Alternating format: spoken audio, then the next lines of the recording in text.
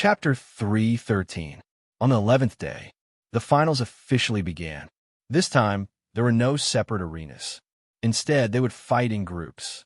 The first to enter the arena was none other than Annie and Sardin Peak. Annie was the only female professional who had entered the finals. When she entered the arena, she received a lot of cheers. For example, the Moonlight Elves seemed to want Annie and William to get married in other aspects. A cute fairy like Annie would definitely arouse the desire of a large group of men to protect her. She just stood in the arena, and a group of crazy spectators scolded Sardin Peak. They said that if he dared to touch a strand of Annie's hair, a group of people would beat him to death after he left the arena. William saw a group of people shouting and whistling. They were even happier than he was. He did not expect Annie to have such a great influence. Oh yes, she has more than 200 points of charm. Even though it's lower than mine, it's normal. After all, Annie is the only female who has entered the finals. William was expressionless. He did not care what the eliminated contestants were saying. After all, they could only use their imaginations. Only he would be able to touch Annie in the future, the difference between the two of them.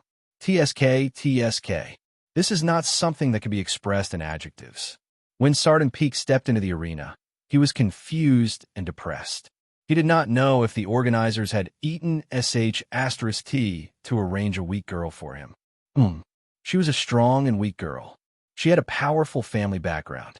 She was going to marry a Blackleaf prince. Damn it. Regardless of whether I win or lose, I'll be in deep trouble. Sardin cursed the four major powers. He took a deep breath and prepared to attack. He was a real man. He would not show mercy just because Annie was a female.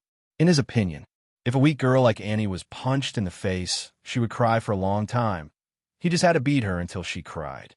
He would basically be able to win after scaring him a little more. Annie placed her right hand on the hilt of her sword. The slender moonlight sword emitted faint moonlight.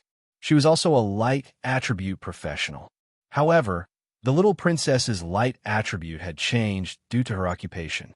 She looked more like moonlight. William scratched his head.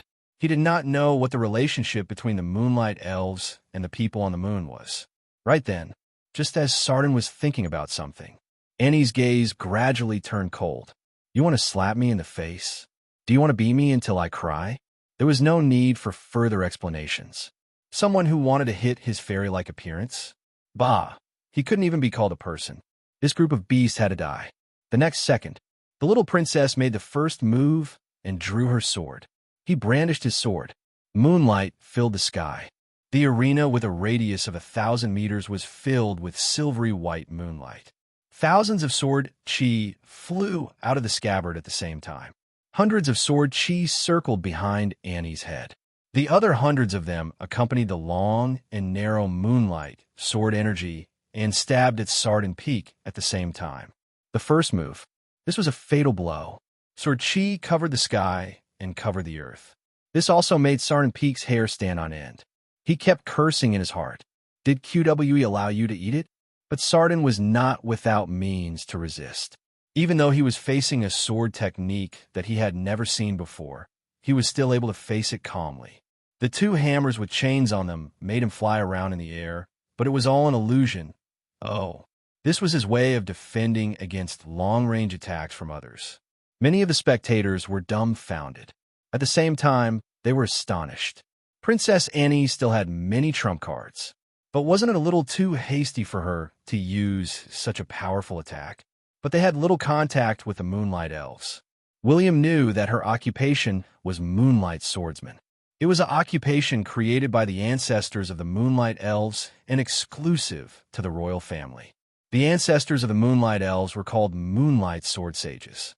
It could be said that, besides a few mages, the members of the royal family of the Moonlight Elves were very powerful swordsmen. They were professionals who specialized in using swords. He wasn't like William, who used any weapon that was good for him. No matter how fast Sardin's hammers were, there were still loopholes. After enduring for a few seconds, his battle energy shield was broken, and he bled profusely. But his defense was very strong, and he was not inferior to a shield bearer. After Annie's first wave of attacks, Sardin charged forward at a speed close to the speed of sound. He swung his hammers and smashed them at Annie's face. The spectators swallowed their saliva when they saw this. The corners of William's eyes twitched. He wanted to kill Sardin instantly, but the little princess was not a pushover. She lifted one hand. When the huge hammers were about to hit Annie's slender hand, a light shield formed by a longsword appeared between them. There was a loud explosion. The longsword light shield shattered. The attack of Sardinia's heavy hammer had also weakened to the extreme, but his second hammer was once again swinging towards Annie's head. The little princess lifted her head and floated backward. Some of her hair was burnt to ashes by the hammer's battle energy, but she took the opportunity to strike with her sword. Swish! A bluish-white sword light flashed. It was a few hundred meters long. It was like a straight ray of light that penetrated the entire arena. The speed of the sword light was unimaginable. It was not a thrust of sword energy. It was a sword light that was a few hundred meters long. Sardin looked at the bloody hole in his abdomen in disbelief. If he had not dodged in time, his heart would have been pierced through. Even though it's not a serious injury to me, I'm a second-rank professional on the intelligence list. If I'm beaten up by a little girl, how am I going to survive? Sardin became angrier as he thought about it. He said, "Little girl, I'm going easy on you. Don't go overboard. Cut the crap." Sardin did not say anything else. He swung the chains on his hammers again and spun them rapidly. Subsequently, the two hammers were like boomerangs that continuously smashed at Annie. In addition, Sardin's accuracy in throwing his hammers was terrifying. The little princess could only use her long sword and scabbard to block. But every time Sardin's hammers were knocked away, they would quickly return to his hands. He stood in mid-air like an anti-aircraft gun, covering the little princess below with its firepower. But there were hundreds of sword energy surrounding Annie's back. After a few seconds, she seized the opportunity and raised her sword. Crack! That was the sound of something cutting through the air. Another sword light that resembled a full moon shot out with hundreds of streaks of sword chi. What was more important was Annie bent her legs slightly. She was more like a sword, turning into sword energy that shot into the sky. Two moonlight swords. They attacked Sardin Peak almost at the same time. In the eyes of many people, the two moonlight swords seemed to be able to split the sky. The sword intent was endless. But Sardin was still a little stronger. As for the moonlight sword chi that arrived first, he only raised his hammer and aimed at it, then completely ignored it. The other hammer smashed towards Annie like a blazing meteor. The kind of indescribable momentum. Annie, who was in a state of high speed, could not avoid it and could only take it head-on. Boom! Two loud sounds were heard. The air waves were rolling and the clouds were dispersing. When the clouds dissipated, everyone realized that although Sardin was covered in blood and there were bloody holes all over his body, he still withstood Annie's first sword energy. And the hammer that he threw sent Annie flying out of the arena with one blow. It had to be pointed out. There was a problem with the determination of strength and weight. The weight of the little princess. Ahem. After blocking the hammer, she could not withstand the unstoppable impact. She was sent flying out of the arena and eliminated. But this did not mean that Annie was not strong enough. It was because the arena was too small. Otherwise, an agility-based warrior like Annie would be sent flying out of the arena if she couldn't beat her opponent. William looked at Annie, who still wanted to rush to the arena. He quickly rushed over and pulled her back. He said, forget it. Don't be angry. Give me a chance. I'll beat him up." The little princess glanced at Sardin and looked at William. She could not help but twitch her mouth and say angrily, "Hit his face." I know.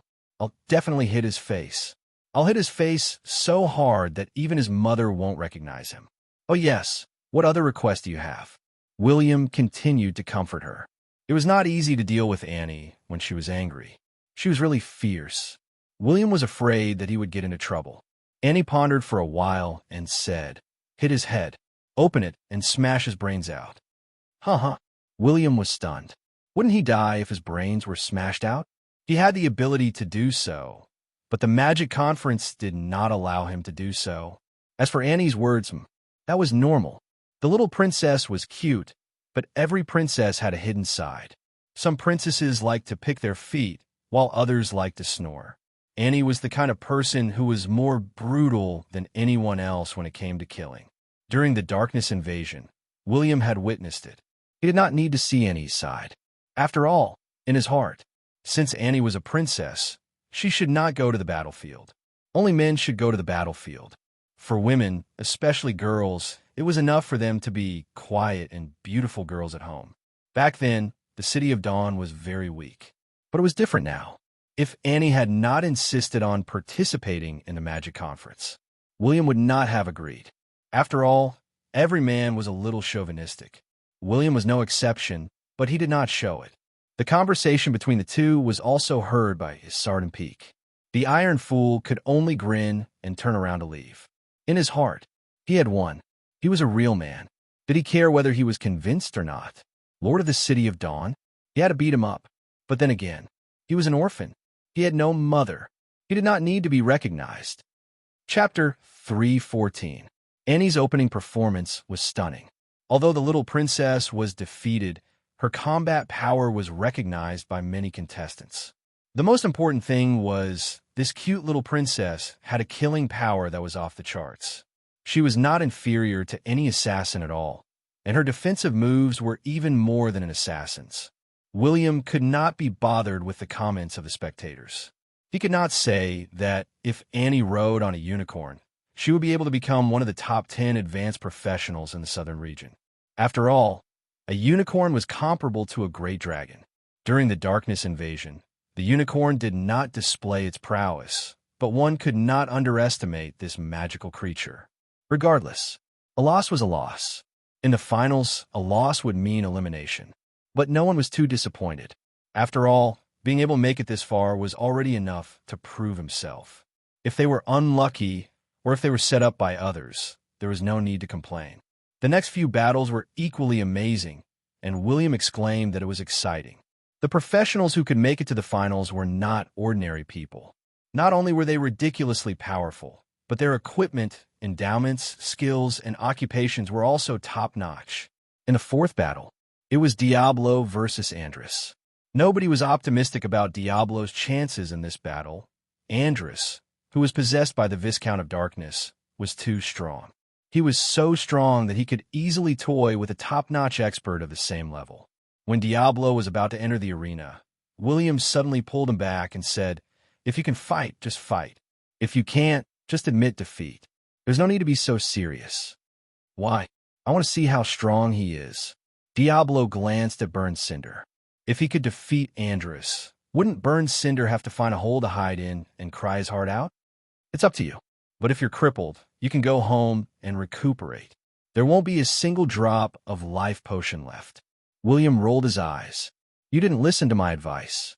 If you were injured, you would have to rely on your endowments to recuperate. There was no world tree yet. Did you really think that there was an endless supply of life potion? Diablo grinned and said, "Don't worry, Your Highness. If I can't defeat him, I'll retreat." Metal Element Warrior. Andrus tilted his head in confusion when he saw Diablo enter the arena. Diablo didn't say a word. He had nothing to say to this guy. Next, he opened his space ring, and thousands of kilograms of metal particles instantly covered the ground. Andrus nodded in realization. Oh, he's a metal element mage. But the next second, he suddenly smiled sinisterly. So what? Andrus, who was clad in black armor, took a step forward and drew his blade. The long and narrow blade was only halfway out of its sheath. Several sword auras sliced through the air and hit the metal shield in front of Diablo in black trajectories. But before the latter could counterattack, Andrus unsheathed his sword. Swish, swish, swish. The black saber auras that filled the sky were each a dozen meters long. Accompanied by a series of explosions, they slashed at Diablo from all directions. Just before the saber chi arrived, Diablo suddenly loosened his clenched fist. The metal particles on the floor turned into a spinning metal storm, blocking all the saber auras. His legs seemed to be rooted to the ground as he threw the metal spear in his hand forward. Bang! As the first spear pierced through the air, it rushed towards Andrus. The remaining metal particles also turned into spears and formed a spear array. With a buzzing sound, they attacked at the same time. Copying me, Andrus dragged his blade with his right hand. He didn't care about the spears that were approaching him. However, the moment the spears got close to his body, he dashed out of the spear array and scathed. At the same time, he slashed 3 times in the air. He followed the saber auras and rushed toward his opponent. Diablo kept retreating. He knew that Andrus was very strong in close combat, especially his battle energy that was burning with black flames. It had extraordinary burning and poisonous abilities. But Andrus was too fast. The veins on his legs bulged, and blood seeped out of his body. He broke through the metal shield like a cannonball and slashed down with his blade. Crack! The 2 metal spears that Diablo raised were broken. The saber radiance continued downward. Blood splattered in the air. Diablo's body was almost split in half from his chest to his thighs. He endured the intense pain and clenched his fists tightly. Swish! Swish! Swish! Countless metal particles started to spin again. The metal storm formed a huge metal ball that enveloped Andrus. He was going to cut Andrus into pieces. It was almost visible to the naked eye. The speed at which the metal particles were spinning was unavoidable. However, just as the audience was watching with their mouths wide open, an ear-piercing roar exploded from the metal ball. Black flames soared into the sky. A long and narrow black saber radiance swept across a radius of 100 meters. The so-called metal particles turned into ashes in the blink of an eye. Diablo didn't even have a chance to control them. Andrus stood quietly in the air. Not only was he unharmed, but the flames on his body also increased by a few meters. He stepped into the air. Step by step, he walked toward Diablo. The saber radiance slashed again. Swish! Rumble! Diablo barely dodged it. A visible wound appeared on his left shoulder at this moment. He pressed his left shoulder with his right hand. That's right. This slash. Diablo's left arm was broken. The speed of the saber was too fast. He dodged it in an instant. His shoulder hadn't even fallen off. The floor beneath his feet, which had never been damaged, had a ravine that was hundreds of meters long. Everyone who witnessed this scene inhaled a mouthful of cold air. Andrus's current state was like the god of darkness himself. He was domineering and extremely terrifying. Andrus was about to continue attacking. Diablo finally stopped putting up a strong front. He soared into the sky and dashed to the referee to admit defeat. He was afraid that Andrus would stab him in the back. He had no choice. The battle had only started for a few seconds. His arm was broken. If he didn't give up, he might die. Andrus glanced at the referee and smiled at William. He didn't choose to continue attacking. That was because his target had never been Diablo, Burn Cinder, Annie, or the other contestants. His only target was William. As long as he didn't encounter the Lord of the City of Dawn, he wouldn't be able to unleash his absolute power. But even so, Andrus's terrifying power left everyone dumbfounded, because he was the only one who could destroy the barrier. And it was a barrier created by an archmage. William ignored Andrus's gaze. He took Diablo's arm and cursed in his heart, but he still handed Diablo a small bottle. After all, he didn't expect that. Andrus's sword was so fast that even Diablo couldn't dodge it. Of course, he became more cautious, but he couldn't figure it out no matter how hard he racked his brains. What kind of medicine did Andrus take? Even if he's possessed by the power of the devil, he can't be this powerful. At most, he's as powerful as my saint's spirit. But William recalled the way Andrus had looked at him many times. Why did he feel that it was familiar? Those were the eyes that were up to no good. MMPI have so many enemies.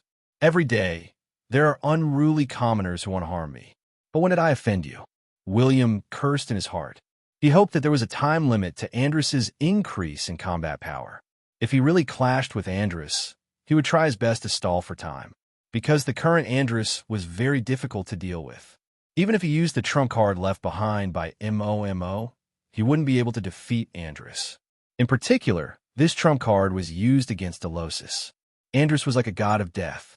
William and the others paid close attention to his battles. Wasn't it the same for Delosis? Had this violent and muscular tyrant awakened his memories from his previous life? No one could say for sure. After watching the battle between the two, Delosis silently sat cross-legged on the ground. He intended to train.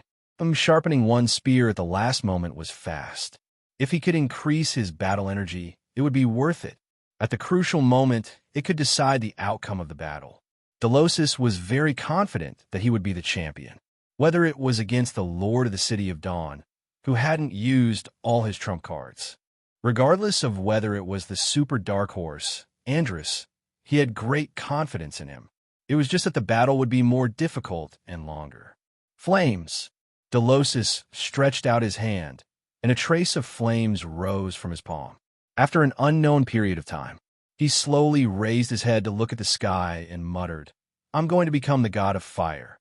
Being the champion of the Magic Conference is just the first step on my path to becoming a god."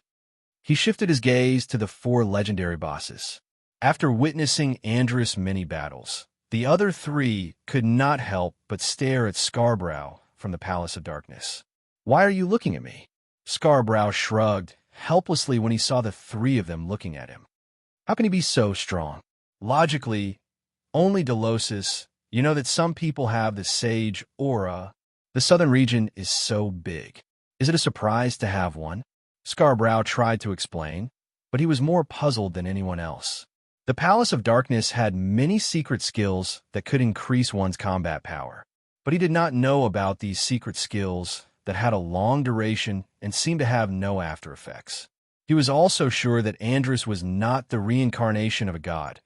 Andrus was a seated contestant of the Palace of Darkness. Even if he had not seen him before, he knew how powerful he was. But now it was all good. The other 3 forces would definitely think that he had sent a super genius to the Southern Region Magic Conference to snatch a spot. Let's not talk about Andrus' combat power. Who do you think will be the champion? Roland Fecker suddenly asked. President of the Mercenary Guild of the Southern Region, Carlos, decisively said Delosis. Irene raised her eyebrows. It looks like it's either Delosis or Andrus. Scarbrow did not say anything. He was not sure. Roland laughed again. Why don't we make a bet? Irene was about to say something. Roland waved his hand and said, "Whoever wins, Irene will go on a date with him for 3 nights. Damn, you're too much. Let's fight one-on-one. Before Irene could say anything, Scarbrow, the bootlicker, stood up and decided to fight. He had just bootlicked Irene a little, and she was about to agree to go on a date with him. Why the F***CK did you appear again? Roland shrugged and glanced at Scarbrow. With his way of picking up girls, he was destined to be stuck in a relationship for the rest of his life. Hence, Roland once again believed that William would win and be the champion. However, after he placed the bet, he narrowed his eyes and secretly glanced at the 3 people around him. All of you are using all kinds of tricks. It won't be easy for me to win. I have to add something to this little guy, William. Chapter 315. William snickered in his heart. This is the orcs' combat method. They pull their enemies to the same level and use their rich experience to defeat them. The most important thing was that the Viscount of Darkness looked at William in astonishment. Suddenly, he grinned and said, "You're dead meat. It's none of your business." William grinned. The curse on the sword had been removed by Moses. Of course, at this moment, his entire body was enveloped in black battle energy. He looked like a devil. He drew his sword and charged at William. The legendary body of thunder was activated. Thunder distance increased by 20% and thunder resistance increased by 30%. Every attack would cause 1,000 thunder damage. He had a bad feeling about this. This was because he knew that the Sword of Hegni had the ability to destroy equipment. That seemingly fierce collision just now had already caused cracks to appear on the weapon in his hand. William raised his sword. Both of them stepped into the arena at the same time. The Viscount of Darkness extended his hand to grab the terrifying doll, but he could not. Just as the audience was looking at William, who was smiling foolishly, they thought that he was going crazy. It was the only item in the Darkness Invasion main storyline mission. He suddenly found a rag doll in the corner of the space ring. It was very likely that he would make it to the semifinals, and the difficulty of the mission would become SS or S+. William had participated in the Magic Conference for the NPCs. All the mission rewards that he had accumulated would be used up. That was right. It was a Magic Conference set up by the NPCs for the players. NPCs were not allowed to participate. It was so familiar that many players had created emoticons of the Magic Conference.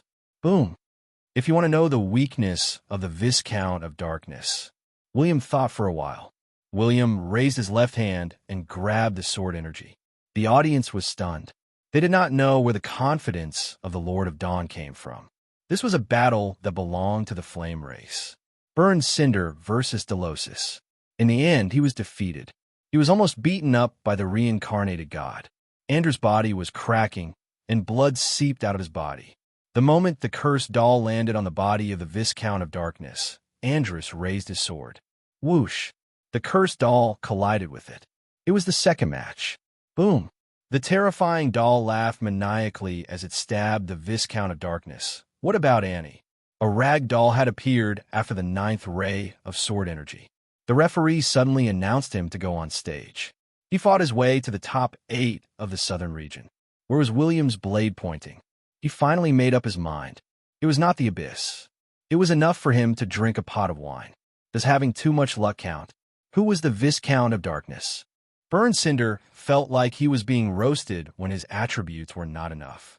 Regardless of whether Burned Cinder had awakened the memories of his past life, Burned Cinder's flame ability was beyond the imagination of ordinary people. However, Burned Cinder was unable to hurt him in the slightest. Crack! However, that was a magic conference that was targeted at players. The magic conference could be considered a quest. The prince glanced at the others and sighed slightly.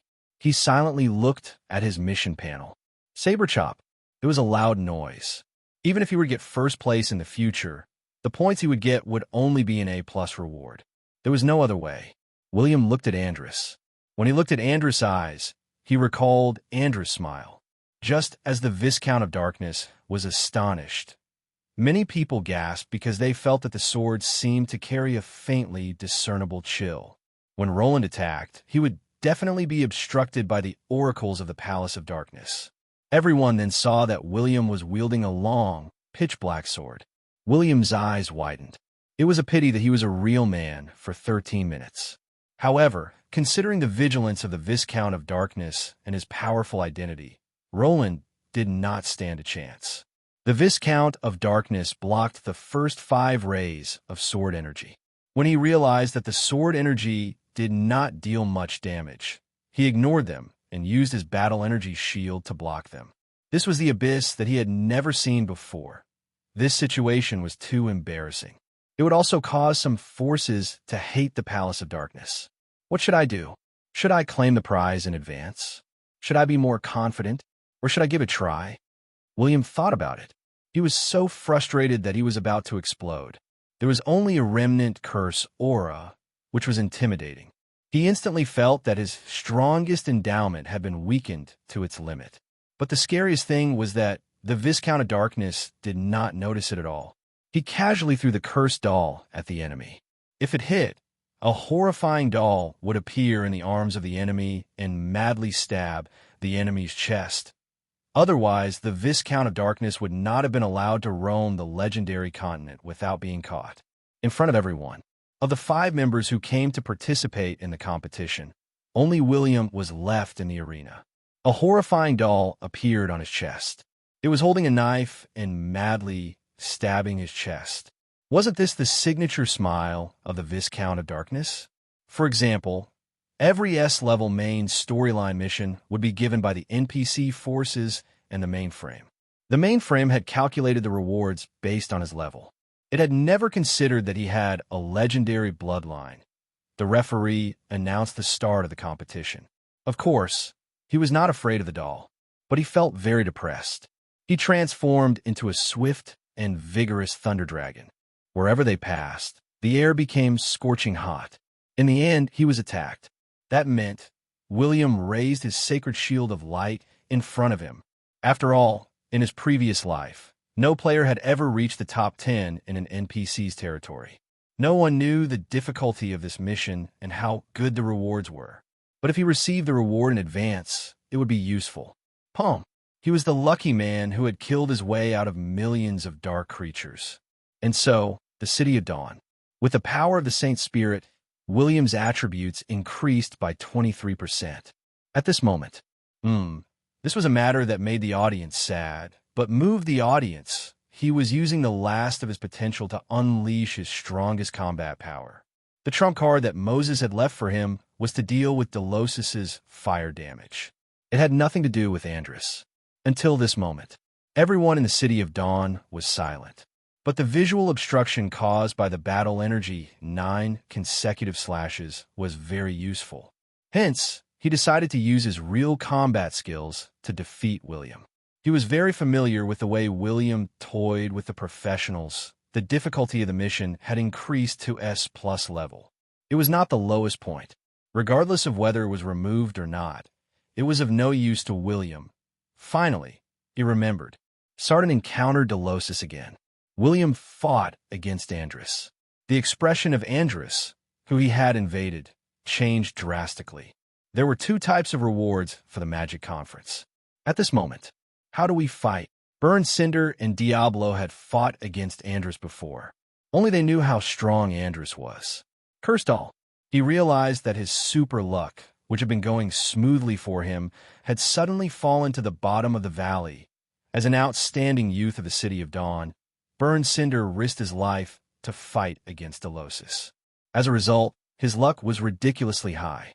Although his sword energy was ferocious, Delosis was not weak either. And now, William slashed his sword 9 times. In the first round, the sword energy was extremely powerful. His luck was at 1 point. Even if the Oracle of the Palace of Darkness knew that his seated contestant was being controlled, he would not reveal the truth. He would not listen to William's explanation without any evidence. Their eyes met, but when he swung his sword again, William knew that his battle energy, 9 consecutive slashes, was not very powerful. It was not as effective as a kick. Their weapons clashed against each other. At the same time, his luck would be 10% of William's. Every 3 seconds, he would lose 100 to 1,000 health points for 3 hours. This was a far cry from the SS mission reward. One was given by the organizers.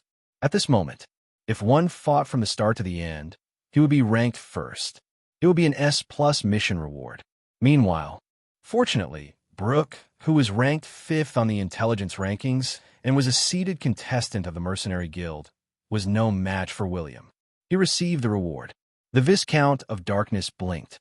He could not help but ask, Sword of Hegni, why do you have such a weapon? I didn't expect you to be unafraid of curses. The sword energy exploded and turned into scattered magic power that dissipated in the air. The Cursed All was a legendary item. That was the only way. D*MN. If I don't kill you today, I'll write my surname backwards. Because he felt that the inexplicable power blessed by the goddess of misfortune had been temporarily eliminated. Your Highness, if you can't defeat him, just admit defeat. You're already in the quarterfinals. Alex sighed the moment he saw Andrus charging towards him. If he received the reward now, the S+ mission reward would be reset to 0. He was using Dawn Assault. She would never persuade her man to retreat or take the initiative to face the challenge. A pitch-black sword energy appeared. From the side, it looked like a slender willow branch. The sword energy was so dense that it was almost tangible. Regardless of whether or not he was ridiculously strong, he was still a guy with heaven-defying luck value. Hence, quality, legendary. Just as he was about to click on the reward, how much was 10% of William's luck? If William received the reward now, the difficulty of the mission would be recalculated. William shrugged. What else can I do? I can't possibly run away. But the sacred shield dissipated. William, Sardin Peak, Delosis, Andrus, and the rest of the 8 contestants arrived at the finals of the quarterfinals. Andrus saw that William was deep in thought and that he had seen through him. He didn't want to delay any longer. Swish, swish, swish, swish. She only needed to silently stand behind him and give him sufficient support. There were 2 long lines, one blue and the other black. The Viscount of Darkness did not dare to make a sound when he saw William's eloquence. The Viscount of Darkness cursed in his heart. He was in a state of soul invasion, so he could not use his weapon. Otherwise, he would have taught William a lesson. The two of them collided, and the resulting explosion caused the barrier to explode. A huge crater appeared under their feet. The more opponents one defeated, the more points one would have, and the more difficult the mission would be. The crisp sounds continued. The other was given by the mastermind. No, both of them chose to go all out to kill each other, because Andrus was a seated contestant of the Palace of Darkness. But when he saw the list of the quarterfinals, the Viscount of Darkness did not intend to use his sword to fight with Andrus. William grinned and said, "Perhaps you've been spreading terror all day, but have you really experienced true despair?" They wanted to destroy the so-called protective shield of the token.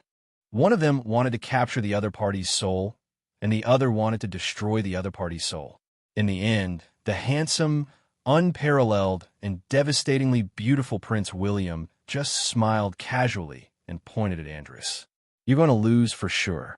For a moment, William really wanted to ask Roland to catch him. The Viscount of Darkness had the blessing of the God of Darkness and the Goddess of Misfortune. Oh, this matter was the most terrifying and despairing hell. But if he was the champion of the southern region, the mission difficulty and reward would increase to SS level. Chapter 316. Andrus was a little timid, but it did not mean that he was a coward. The Viscount of Darkness wanted to shout, "I've never been afraid of anything in my life." In the next moment, both of them charged at each other. Andrus slashed with his black saber, and the saber energy was aimed at William's face. William did not dodge. He took a step forward and stretched out his hand. He did not care if his identity would be exposed. Since the four top powers only monitored the reincarnations of the gods, they did not kill them. He had only obtained a hand, so there was no reason for him to die here. Andrus' long saber was dislocated. It did not hit William's hand or his body. Instead, it hit the ground. Instantly, the ground cracked inch by inch, and the cracks spread rapidly in all directions like a spiderweb. William retreated rapidly. His back was almost touching the ground. Every time he took a step back, those cracks came to his feet and kept erupting with incomparably cold black flames. Countless black flames emerged from the cracks on the ground. The flames were like the sharp claws of the devil that wanted to drag people into an endless abyss. William retreated 100 meters away. Andrus was in a sea of black flames. As the black flames rose, the surrounding temperature kept decreasing. It was like hell. William could not help but take another look. It was the aura of the dark world. Is this a temporary realm created by the endurance of his battle energy? William finally believed that Andrus had been possessed by the Viscount of Darkness. The scene in front of him wasn't something that Andrus could achieve by taking drugs. "Where do you think you can hide?" Andrus tilted his neck and opened his mouth. Countless black flames instantly spewed out from his mouth. He was a fire-breathing dragon. Or rather, when all the black flames were spewed out, they formed a lifelike giant black dragon. It flew into the air and roared. The deafening roar of the dragon shook the clouds. In the next second, the fire dragon charged at William with a diving posture. The fire dragon was extremely fast. When it flapped its wings, it created a sonic boom. Everyone could only see the black fire dragon streaking across the sky, causing black sparks to appear in the surroundings. He immediately arrived in front of the Lord of the City of Dawn. William slowly took a step back with his left foot. He looked up at the giant dragon that was more than 10 meters long. The light of dawn. The Sword of Curses erupted with a towering sword aura. He gripped it tightly with both hands and slashed down with the sword aura that was dozens of meters long. Rumble. The dragon was split into two. Countless black flames streaked past William's sides. Only the place where he stood preserved the only pure land. Electric arcs flickered, dazzling and bright. At this moment, a black pillar of fire suddenly rose from the ground, and William was sent flying into the sky like a cannonball. However, His Royal Highness had already become a high spellcaster. He turned his body in the air and dodged several incoming sword energies. He took out the lightning bow. 9 consecutive shots. There were 9 bolts of lightning descending from the sky. Every arrow had an ear-piercing sound as it tore through the air. They kept hitting Andrus, causing him to retreat continuously. He was even covered in blood. It was a pity Andrus didn't collapse like everyone had expected. Instead, he walked forward step by step. With every step he took, the arrows that pierced his body turned into ashes and slowly fell to the ground.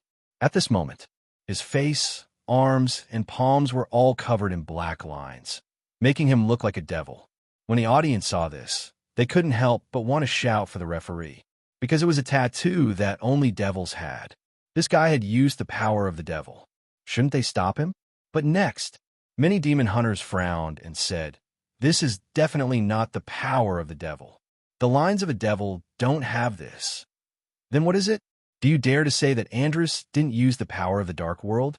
Now, without the help of the legendary big shots, no one dared to stop the finals. But William knew. Andrus' true body wasn't a devil. He was originally a human. A little boy who didn't enter the dark world and was raised by a devil. That devil didn't kill him, but he didn't teach him anything either. Instead, he became the purest darkness in the dark world, and the first living creature that the Viscount of Darkness killed. It was the devil father who taught him, raised him, and raised him. Therefore, the lines on his body that represented the dark world weren't from other dark creatures. They were given a new life by the god of darkness. That meant, if the Viscount of Darkness was strong enough, he could create a new race in the dark world. The Viscount of Darkness looked at the lines on his body and couldn't help but laugh. In fact, he was forced to transform because of the cursed doll. He lowered his head and looked at the little monster that was continuously poking his chest. Blood was flowing out of him, and he felt that he was losing more and more blood. He had no choice but to activate the soul power in his body to completely control this body. At this moment, the Viscount of Darkness' height, body size, strength, and agility had increased tremendously. Accompanied by cold black flames, he charged towards William. If it was said that weapons were extensions of battle energy. Now, when the Viscount of Darkness wielded his sword again, the seemingly substantial battle energy continuously lengthened the blade of the sword, turning it into a dragon-slaying sword that was more than 3 meters long. What was a dragon-slaying sword? A long and narrow sword that was close to or more than 2 meters long was considered a dragon-slaying sword, because only such a long sword could cut through the scales of a giant dragon and pierce the heart of a dragon. There was a chance of killing a dragon in one blow. The dragon-slaying sword wasn't only used by dragon slayers. Other professionals, such as Burn Cinder, preferred it too. Andrus dragged the sword with his right hand as he moved forward quickly. Everywhere he passed, black sword radiance flashed. The endless black flames on the ground were strengthened by the sword radiance and slashed towards William at the same time. That scene, it was as if a sword mountain that was hundreds of meters tall was about to crush an ant. But, meanwhile, William snapped his fingers with his left hand. In an instant, dozens of light shields tightly wrapped around him. Rumble, countless loud explosions could be heard. When the dust settled, William knelt on the ground. Fresh blood was still dripping from his face.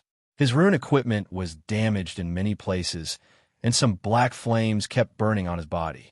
It was difficult for him to recover in a short period of time. Annie kept encouraging him. William didn't disappoint. He looked up at the Viscount of Darkness and grinned. Then, he slowly stood up. Rumble. Dozens of lightning bolts descended. All of them struck William's head. How about using the lightning bolts to strike him? There was nothing bad about it. At least the black flames had been extinguished. William heaved a sigh of relief and spat out a lot of black blood. His eyes had turned blue, and electric arcs kept rolling on his hands. It was enough to show that he was very talented in the thunder element. The Viscount of Darkness glanced at him and smiled. Very good. Subsequently, he panted like a bull and shouted furiously, "Kill!" His body didn't move. The shockwave generated by his shout had already reached William. In the next second, the Viscount of Darkness dragged a long and narrow black sword radiance and slashed at William's head. William raised his left hand to resist. He ignored the remaining sword radiance that invaded his body. William gripped his long sword tightly and stabbed the sword of Hegni in his right hand at the Viscount of Darkness. Both of them had their own confidence. They also had the confidence of a victor. They were exchanging blows. Neither of them was afraid. Rumble. Swish, swish, swish. Destructive sword energy exploded. Within a radius of 100 meters, all of them were engulfed by the destructive sword energy. Many black flames that were still burning were extinguished by the sword energy. As for the Viscount of Darkness, he was forced back over 1,000 meters by the extremely explosive sword chi. A huge bloody hole appeared in his abdomen. Some broken ribs and vertebrae appeared in front of everyone. Just when everyone thought that the Viscount of Darkness was dead, the black flames that came out of nowhere engulfed the Viscount of Darkness' abdomen again. The body is just a carrier. It doesn't have a physical body. It's not bad to use my black flames to form a body. The Viscount of Darkness finally looked at William seriously. In his eyes, the Lord of the City of Dawn was a cute little fellow who had not experienced life and death. But he had the guts to fight to the death, and he was very powerful. It was not easy for him. William coughed out a mouthful of blood again. Only then did everyone see his injuries. At this moment, other than a small part of his back that was covered by the inner armor, the rest of his back was exposed to the ghastly white bones. William's left hand was holding onto his sword, but the remaining sword energy still caused irrecoverable injuries on his body. For example, his arm, only a few strands of blood were left. Everyone gulped. The Lord of the City of Dawn's left hand was too strong. MMP. Even 1,000-year Kieran's arm might not be this strong. Some single male professionals were screaming in their hearts. After all, he was able to resist the powerful sword energy. Even though he was wearing gloves, he was not injured at all. Is that a human hand? It must be the hand of God. Are you stupid? No matter how strong that sword energy is, it's only the lethality of a grandmaster. If you have the body of an epic expert, you can also resist it. The hand of God is too powerful. I'm just joking. Did you take it seriously? But just as everyone was talking, William's flesh was recovering at a speed that was visible to the naked eye. His body emitted a holy light that seemed to be healing his injuries. Countless people were dumbfounded. Some of them could not help but shout, "Gosh, is that the blessing of the goddess of life? How is that possible? Isn't the goddess of life dead? Look, it's his inner armor that's emitting light." No, it's not the blessing of the goddess of life. It's the blessing of a life professional. He's definitely a very powerful life professional. Have you heard of that legend? William did not talk about what they were talking about. William's mind was blank. It turned out that his mother in this life, Alice, turned out to be a life element professional. In the entire God's continent, there were very few life professionals. William had never thought about it. He glanced at the approaching Viscount of Darkness. He slowly removed his rune equipment and the damaged inner armor. He placed the inner armor that had protected his life countless times into the space ring. He smiled with an ugly expression. Unless a life professional becomes a sage, they can only receive one blessing in their lifetime. So that's how it is. I thought that there was an alternate dimension in the inner armor, or that there was a lot of life potion hidden inside. The Viscount of Darkness looked at William's ugly expression. It was as if he was about to cry. He could not help but mock him. "Is your mother dead?"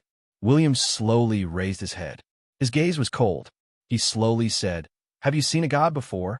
"What?" The Viscount of Darkness laughed loudly. He even thought that he had heard wrongly. William ignored him.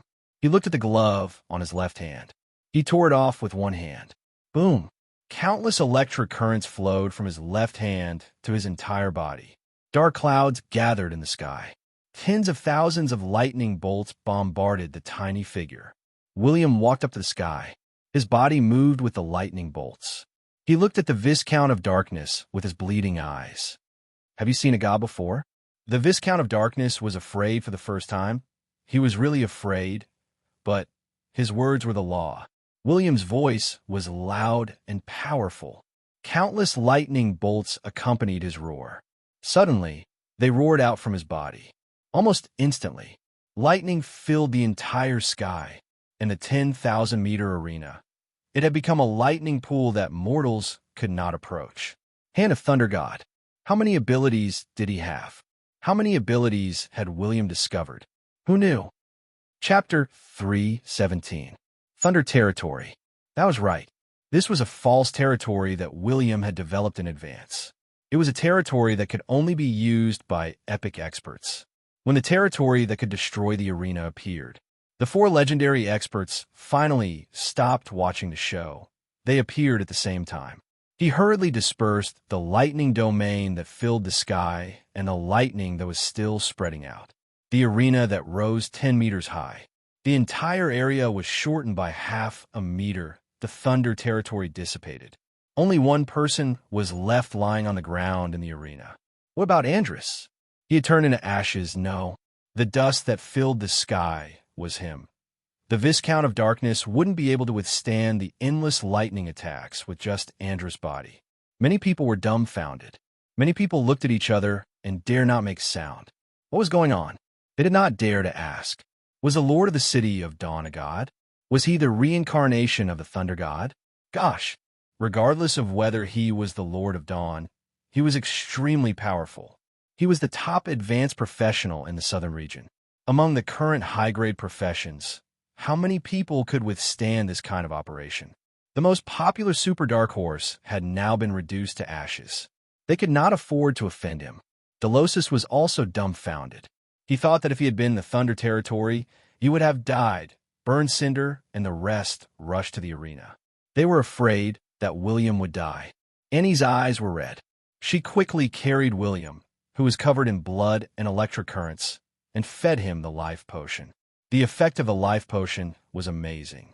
William's health points were rapidly recovering, and his flesh was recovering at an unimaginable speed. It did not take long. He slowly regained consciousness in front of the City of Dawn and the four legendary experts. But he was blind. He could not see anything, but he could see the information panel. It showed that his eyes were permanently damaged because he had used more than 2 levels of combat power. That was the reason why he did not want to use the left hand of the Thunder God. The side effects were explosive. However, he didn't show it. He didn't want Annie, who was about to cry, to really cry. His soul power could also spread out, allowing him to act like a normal person. It was just that it was somewhat inconvenient, and he was not used to it. The 4 legendary bosses sensed something, but they didn't say it out loud. They just looked at William's left hand with deep meaning in their eyes. That left hand that was always flashing with lightning. That was the left hand of God that was able to exert pressure on them. The divine emissary of the Palace of Darkness, Scarbrow, said in a deep voice, "This matter needs to be reported to the higher-ups." His hand, who cares? Report it to the higher-ups, and you still dare to talk about interfering? Tell me, what's with the appearance of the Viscount of Darkness? Roland Fecker was furious. He grabbed Scarbrow's collar and asked fiercely.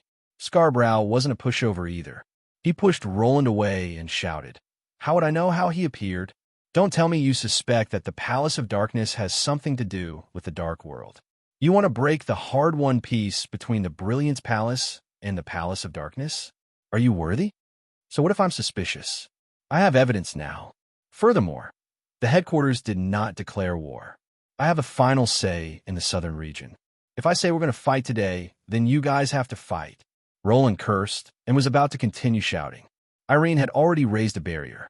After all, if outsiders were to hear about this, there would definitely be chaos. She and Carlos hurriedly tried to stop the fight. It was not the time to accuse anyone, and it was not the time to declare war, because the left hand of the Thunder God was the main point. Even though the reincarnation of the gods was very powerful, but reincarnation was just reincarnation. Many of the reincarnations of the gods have been found, and some of them were even being monitored in secret. For the time being, they had no ability to resist. But William's left hand of the Thunder God was the real benefit. Who was Roland? He was a temple knight. Even though he was weak in some aspects, he was still a righteous person. He was the commander-in-chief of the Southern Region Temple. He was the guardian of the southern region that William had mentioned. Roland Fecker looked at Irene and the others and sneered. You dare to touch him in front of me? Are you seeking death? The crowd mocked him. Irene and Scarborough narrowed their eyes and looked deeply at Roland. On the other hand, Carlos from the Mercenary Guild was a pure warrior. He looked like an uncouth man, but at this moment, he became the peacemaker. What are you guys doing? You want to snatch his hand? Not to mention that he is the Blackleaf Elf Prince. His father and mother are not weak either. Even though we don't know if his father is dead or alive, if his mother knows about this, she will fight to the death with both of you. Carlos didn't try to hide his words at all. He pointed out that Irene and Scarborough were trying to snatch William's hand. William could hear Carlos's goodwill. Perhaps the outsourcing strategy of the Dawn Mercenary Guild had something to do with Carlos. Even now, he still had the intention of supporting him. Unfortunately, this old bastard was also sinister and sinister. He had almost caused him to break off all relations with the Magic Sanctuary and the Palace of Darkness. But the lucky thing was, his mother was still alive in this life. Actually, he knew that. Even though the life blessing could only be given once, it did not mean that he would die. Instead, his lifespan would be greatly reduced. But the problem of lifespan, there were many ways to solve this problem. Even though they were difficult, it depended on the person. But just as Roland was about to say something, William dragged his exhausted body out and slowly said, "The hand is mine.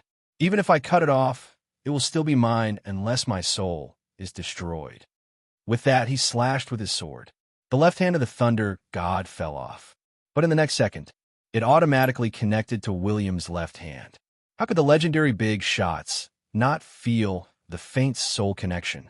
Irene and Scarborough also felt that this matter was troublesome.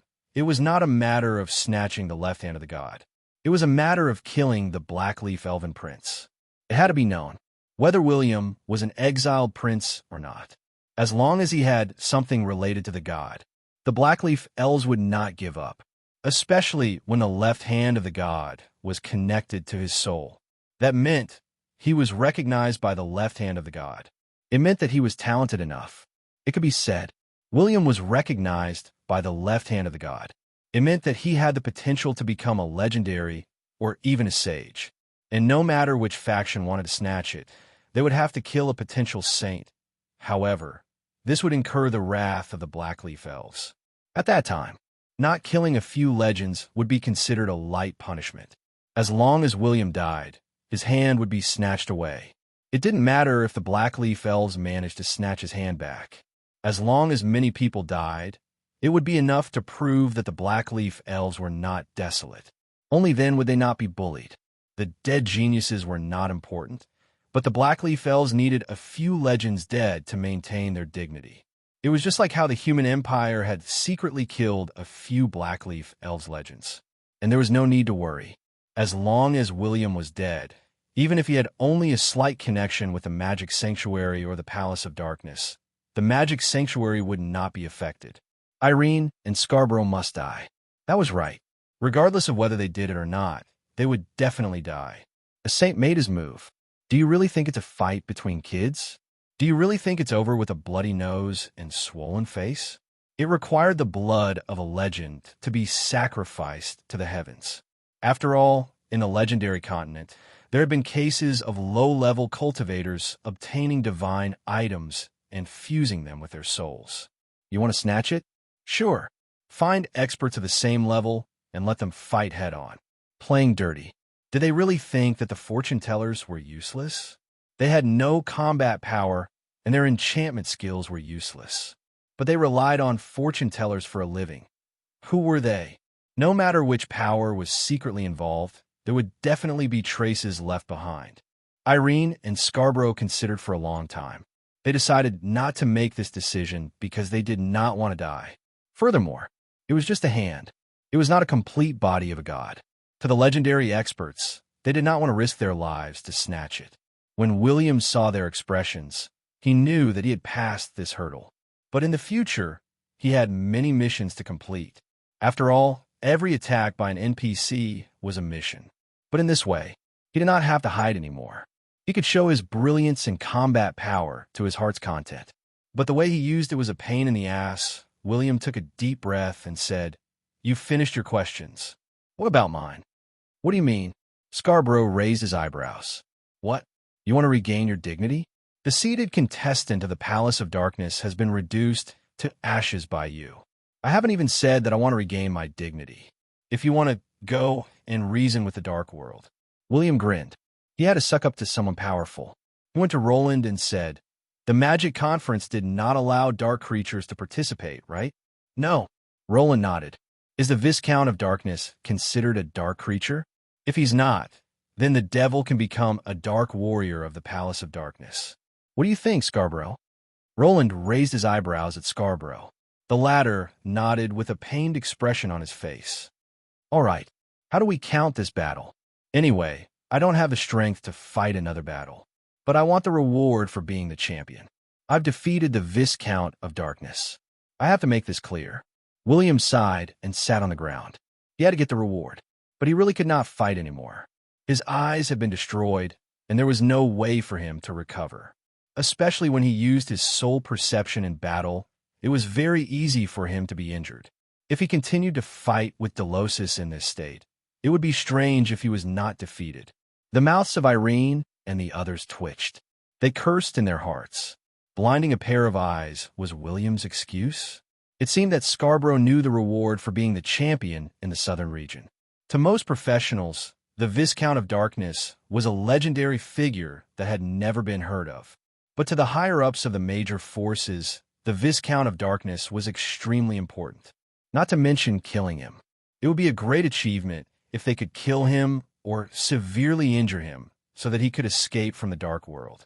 Based on what they had sensed, there was no way they would be able to escape. The Viscount of Darkness was definitely not dead, but his soul had been severely injured. Even if he returned to the dark world, his level would drop and his power would be greatly reduced. This would reduce a lot of trouble in the legendary continent. The Viscount of Darkness was the person with the highest status in the Darkness invasion. He had a great influence on the dark world. Roland Fecker looked at William with a complicated expression. The Viscount of Darkness was the destined opponent of the Viscount of Light. But now, he had been defeated by William. He had been unlucky for 8 lifetimes.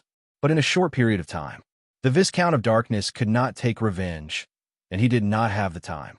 Whether it was the God's continent or the dark world, it was extremely difficult for the injured soul to recover. Finally, the 4 of them looked at each other. They could only announce that Lancelot did not need to participate in the competition to obtain the reward for being the champion in the southern region.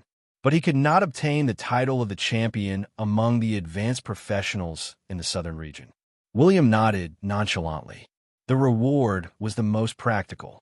The so-called champion in the southern region would definitely obtain a legendary point, but defeating the Viscount of Darkness would also be a good story. The 4 major forces would not hide this situation and would even publicize it. So when the time came, he would be the messenger of justice and the apostle of light. TSK, TSK. He was going to snatch the title of the Viscount of Light from Lancelot, and he would also obtain a legendary point. As for his eyes, William turned his head to the southeast and blinked his blind eyes. He still remembered. In the Temple of the Thunder God, the eyes of the statue. Chapter 3:18. At the Southern Region Magic Conference, the entire city of Dawn was doomed. Of course, it was not a complete game over, because after Irene removed the barrier, in order to explain the mutation of Andrus, Scarborough had to say that he had died before joining the Magic Conference. The fake Andrus was disguised by the Viscount of Darkness. Scarborough also said that he had investigated the purpose of the Viscount of Darkness. He wanted to become the champion of the Magic Conference before transforming into a dark creature. He wanted to make the geniuses of the southern region feel ashamed and think that they were inferior to the creatures of the dark world. But Scarborough also said that the Viscount of Darkness was always under their control. There would not be any accidents. He also said that the organizers wanted to use the Viscount of Darkness to test the geniuses of the first Magic Conference. Hence, the Lord of the City of Dawn, William Blackleaf, did not disappoint. He successfully forced the Viscount of Darkness to reveal his true form. Then, He personally defeated him. After a round of false flattery, Andrus was no longer a traitor who communicated with the dark world. Instead, he was an unlucky victim. The Palace of Darkness was also thrown out of the spotlight. As for the Lord of the City of Dawn, William Blackleaf, he was the hero of the advanced professionals in the southern region. It was this prince of the Blackleaf Elves who had defeated the Viscount of Darkness. His soul had almost dissipated, and he had escaped to the dark world. Anyway, it was just a bunch of bullsh asterisk tea. Scarborough talked from morning till night. Hundreds of thousands of words were written, comparable to the word count of a novella. Coupled with his brainwashing speech, he used a speech that brought the dead back to life and the living to death. He had been pressuring them for an entire day. Only then did he let the innocent onlookers off the hook. But there was an advantage. Scarborough emphasized 3 important points. The Viscount of Darkness was very strong, but he was under their control and had nothing to do with the Palace of Darkness. The Lord of the City of Dawn was stronger. He was the tyrannical Viscount of Darkness. William was temporarily unable to continue fighting because he had used a forbidden skill. But his real combat power had shown that he could win the first prize. In short, Scarborough completely disassociated himself from the relationship between the Palace of Darkness and the Dark World. He placed the spotlight on William's defeat of the Viscount of Darkness. The people of the City of Dawn returned to their huts. Everyone was silent. Burn Cinder and the others glanced at William. In their hearts, Prince William had obtained many benefits, but there were also many disadvantages. From then on, he would have to deal with the troublesome Viscount of Darkness. The City of Dawn would have to face countless dark creatures in the future. Everyone would have to fight the dark creatures sooner or later. No one was afraid of war. He was afraid that he would be targeted by the huge dark world. Speaking of which, there's something wrong with that Scarborough. He kept flattering Her Highness and seemed to be trying to attract some people's attention, especially when he kept mentioning Her Highness' left hand. Diablo and the others turned their eyes to look at William's glowing left hand. They felt as though they had placed William's left hand in their pants. After all, God's hands was already so powerful. That god donger TSK. Just imagining it was enough to make one excited. That's right, that old dollar still wants to snatch Her Highness's hand. Cut the crap, William spat out. He hesitated for a while and said, "Didn't you hear it? My left hand is God's hands. Ask me if you have any questions." Gosh, is it really the left hand of God? Yes. Oh my God. Her Highness, are you the reincarnation of a god? William took out a fruit wine and drank a mouthful. He shook his head and said, "No. Is this the hand of the thunder god?" "That's right. Wang Defa. That's the left hand of a Lord God." Alec inhaled a mouthful of cold air. "Let me touch it. I want to feel the aura of a god." Burn Cinder was a man who wanted to become a god. He immediately grabbed William's left hand and started touching it. It's smooth and smooth. It's no different from the hands of a prostitute in a brothel, Burn Cinder said as he touched it. William silently snapped his fingers. Lightning flashed. It was extremely dazzling. Burn Cinder twitched for a long time. He stood on the spot and spat out a mouthful of green smoke before saying, "I was wrong. It's not the same feeling." Diablo and Alec also came over. They wanted to touch the god's left hand at close range. Diablo was the most coquettish of them all. He grabbed William's left hand and rubbed it all over his body, hoping to touch the aura of a god. In the end, a punch, crack, an intense electric current exploded. Bang! Diablo was like a cannonball. He screamed in pain as he flew into the sky. After a full 3 to 5 seconds, he fell from the sky and created a huge crater on the ground. Alec gulped and silently sat at the side. He decided not to touch the forbidden left hand of William, and he did not ask any questions. She already knew about William's left hand of the Thunder God. However, William had told her that the left hand of the Thunder God had some special abilities, but the side effects were severe. She was only observing William to see if he was lacking anything. The little princess carefully examined William's left hand and thought, "That's not right. I don't see any problems with the so-called side effects." Subsequently, she thought about the pants that William had not taken off. Her eyes widened. It couldn't be. Was it broken? Or was it gone? That would be bad. But Annie was too embarrassed to ask William to take off his pants so that she could examine him. After all, the little fairy was still very shy. When William saw that the people around him had quietened down, he sighed and said, "We can't fight anymore. We'll go home tomorrow. When the rewards are distributed, the 4 major powers will send someone to deliver them." "Are you really not going to try for the champion?" "According to the recovery effects of the life potion, there shouldn't be any problems." Burned Cinder was combing his hair, which had been blown up by the electric current. He was puzzled as he asked William, "Forbidden skills. Do you know what forbidden skills are?" "I'm blind." William pointed at his seemingly unchanging eyes. Diablo was in disbelief. He waved his hand in front of William's eyes. Bang! A punch. He flew away again. After a long time, Diablo held his stomach as he walked over. With a conflicted expression, he said, "You lied to me. I'm really blind, but I'm a soul mage, and I can use my soul perception. It's not a problem for me to move normally. But when I'm fighting, I can easily get injured if I use my soul perception. The range can't be too wide. As long as the enemy is 100 meters away, I can only rely on my sixth sense, but I can't find him," William explained. Finally, everyone understood why Prince William had given up on the championship. Just when the little princess was a little sad, William snapped his fingers and comforted her. "But don't worry, I've found a substitute." "What is it?" Annie asked, puzzled. "The eyes of the Thunder God." Everyone opened their mouths, but they were speechless. They wanted to ask, "Boss, are your standards so high now?" It was not impossible to cure a pair of blind eyes. After all, William was a prince. Although they were not villains who disregarded human life, they could find a powerful mage, such as Moses. And some villainous professionals to dig out their eyes. As long as they could adapt, the problem could be solved. After all, it was a magical fantasy world. It was not a big deal to change a pair of eyes. But now, William was looking for a god's body as a substitute. "Sigh, you don't understand. Everyone is different." William stroked his chin. He was deep in thought. The eyes of the Thunder God statue were very powerful. Back then, William and Burned Cinder felt a great pressure, and they were unconscious for more than 30 seconds. Burned Cinder's mental strength was insufficient, so he was unconscious for a longer period of time. If there were no accidents, it should be the eyes of the Thunder God. As for why the Thunder God's body was divided into pieces, William was a little puzzled. Perhaps it was to prevent the gods from reviving, or perhaps it was for something else. Next, he did not think about other things for the time being.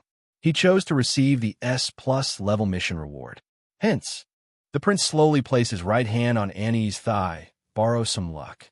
No matter what. Anyway, he wanted to borrow it. He was lucky. He did not know if he was blind, but the little princess pitied him and did not take it away. Ahem, no wonder blind fortune tellers were always able to cheat money and women. In the first Southern Region Magic Conference, the Advanced Professional ranked 4th. Mission difficulty, S+, mission completion, 80%. Mission calculation in progress, successful calculation, experience reward, 800,000 experience, mission reward, endowment upgrade card X1, mission reward, perfect equipment upgrade card X1, advanced grandmaster, mission reward, endowment body of thunder, mission reward not received. Please ask the organizer for the reward. Gosh, is the S+ level reward so powerful? William let go of the little princess' thigh. He did not know if the mission reward was like this, or if he had taken advantage of Annie's luck. He skipped the endowment upgrade card and equipment upgrade card and focused on the body of thunder. What endowments did he have?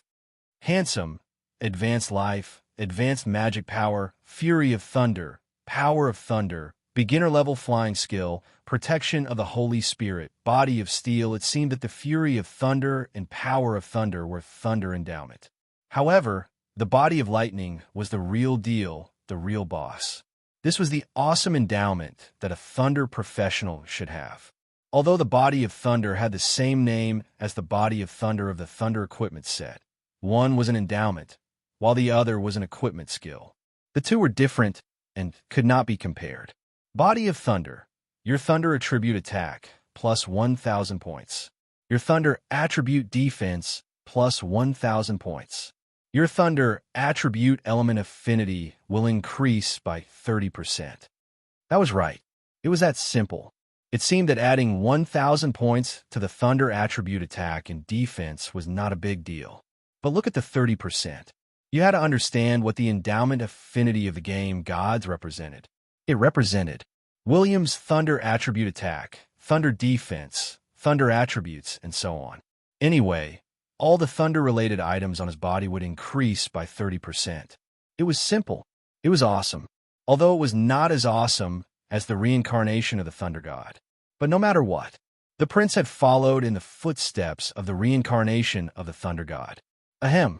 It was like walking on a wooden bridge with him. Let's see who could knock the other off and drown in the sea of thunder. Oh yes, there's also an endowment upgrade card. It seems that if the Body of Thunder is upgraded, it will become the Body of Thunder. William smiled and tapped on the card. Gosh, it was really bright. It could be upgraded. Oh my God. This time, he was really an old braggart. Brother. Chapter 319. Do you want to upgrade the Body of Thunder? Yes. Upgrading. Prompt. The Body of Thunder will fuse with your power of thunder and fury of thunder. Prompt. The success rate of fusion is 93%. Prompt. Do you want to fuse? Gosh, with my luck, how could I encounter such a situation? Is Lady Luck going to lift my skirt again? William looked at the 93% success rate and almost pressed the button. He silently glanced at his luck value. Sigh. He suddenly felt very tired. Lady Luck had lifted her skirt, but she was still wearing safety pants. How despicable. So he turned his gaze to Annie again. Once again, he touched her smooth thighs. Ha! This time, he was beaten up, but William did not let go. He quickly pressed the upgrade button. A few seconds passed. Then there was a chime. William's eyes widened. Prompt. The Body of Thunder, Fury of Thunder, and Power of Thunder have been upgraded to the Body of Thunder. Mutated. Body of Thunder. Mutated your Thunder attribute attack and defense increase by 2,000 points. If your level is higher than yours, the damage will be reduced by 10%. If your level is lower than yours, the damage will be reduced by 20%. If your level is lower than yours, the damage will be reduced by 50%. Your affinity with Thunder attributes will be increased by 50%. All Thunder attributes will be increased by 50%. Thunderbolt Heart. Passive, your heart surges with power like the thunderbolts of heaven and earth. Every attack from the enemy will cause the Thunderbolt Heart to resonate, causing your heart to beat strongly and forcefully, recovering 20% of the damage dealt and 2% of your maximum health points. Negative buffs are not included. Thunder Strike.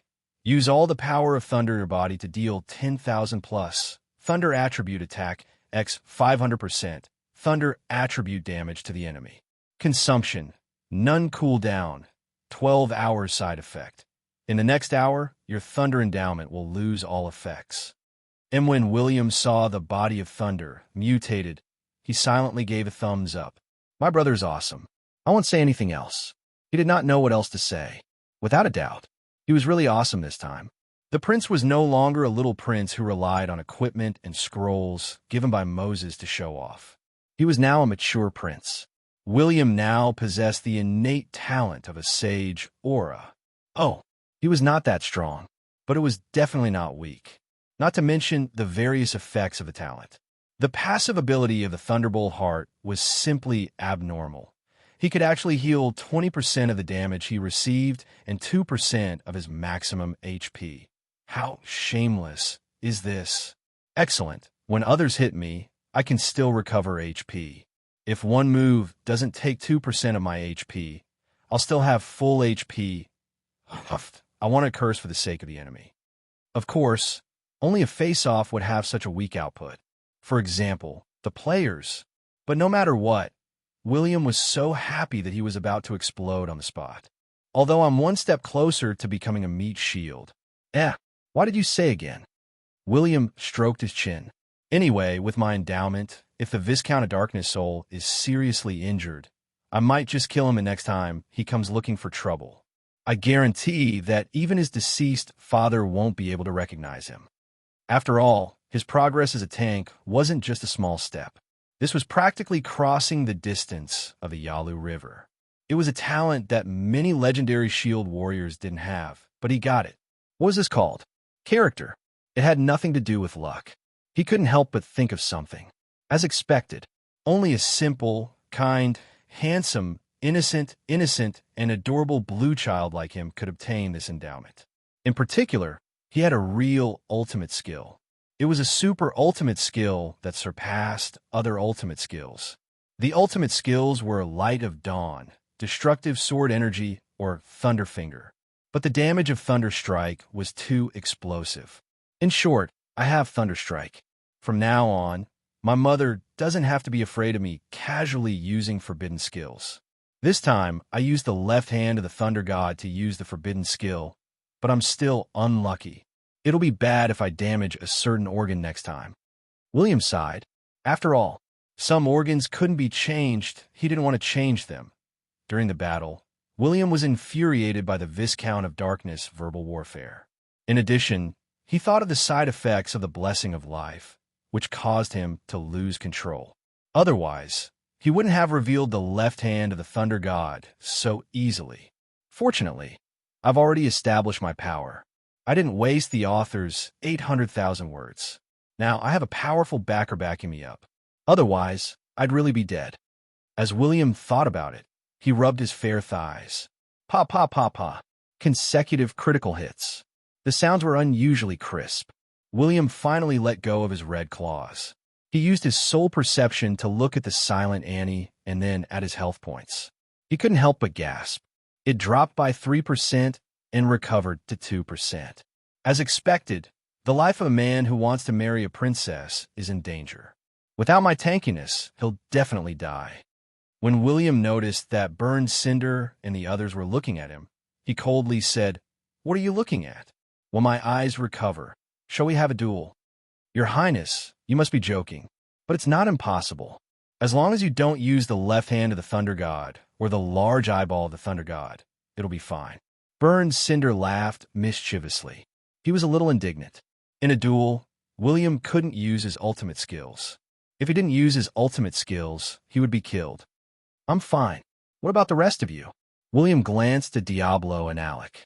Diablo shrugged his shoulders. "We can try." Alec shook his head. "Forget about me. If I get electrocuted, my speed will slow down. When that happens, I'll be dead." "Good. Sleep and rest. We'll go home tomorrow." William lay on his bed and closed his eyes.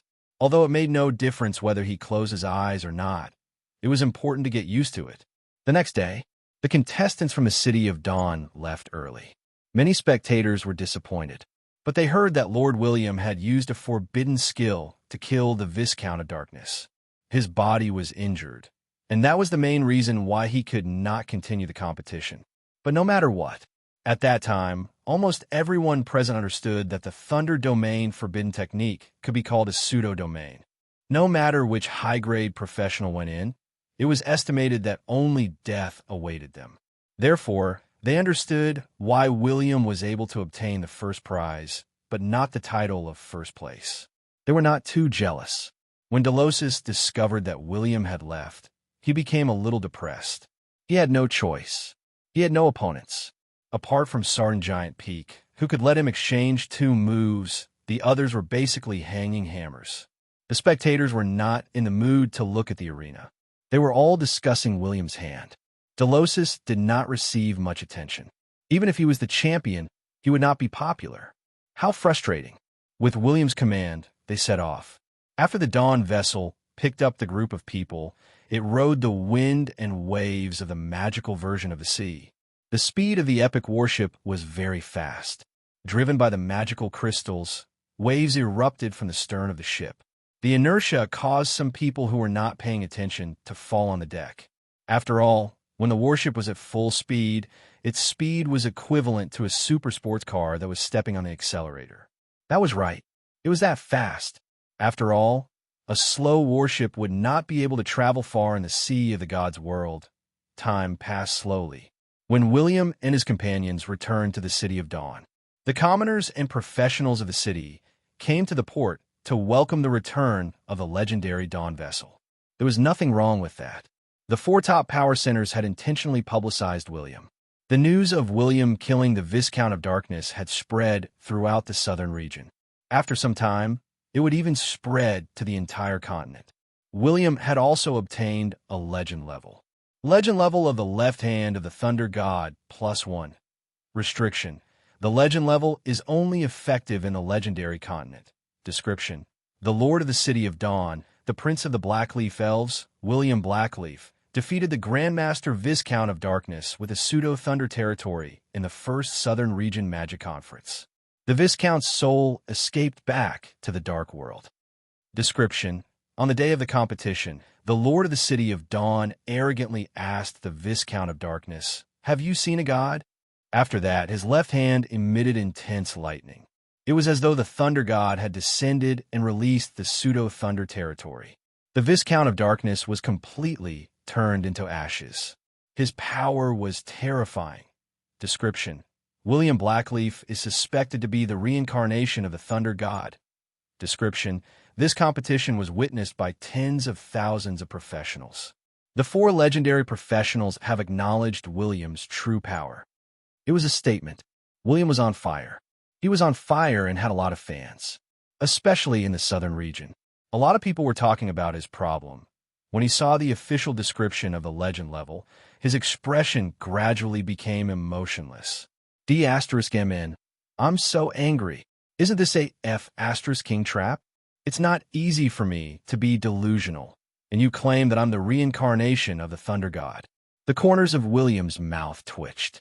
He really wanted to take out the real reincarnation of the Thunder God and let everyone take a good look at him. Stop staring at me, okay? But is this karma? An eye for an eye? William looked at the passionate commoners who were looking at him as though he was a god. They were about to kneel down. The City of Dawn did not have the habit of kneeling, but the commoners did not know the truth. They thought that the Lord of the City of Dawn was the reincarnation of a god.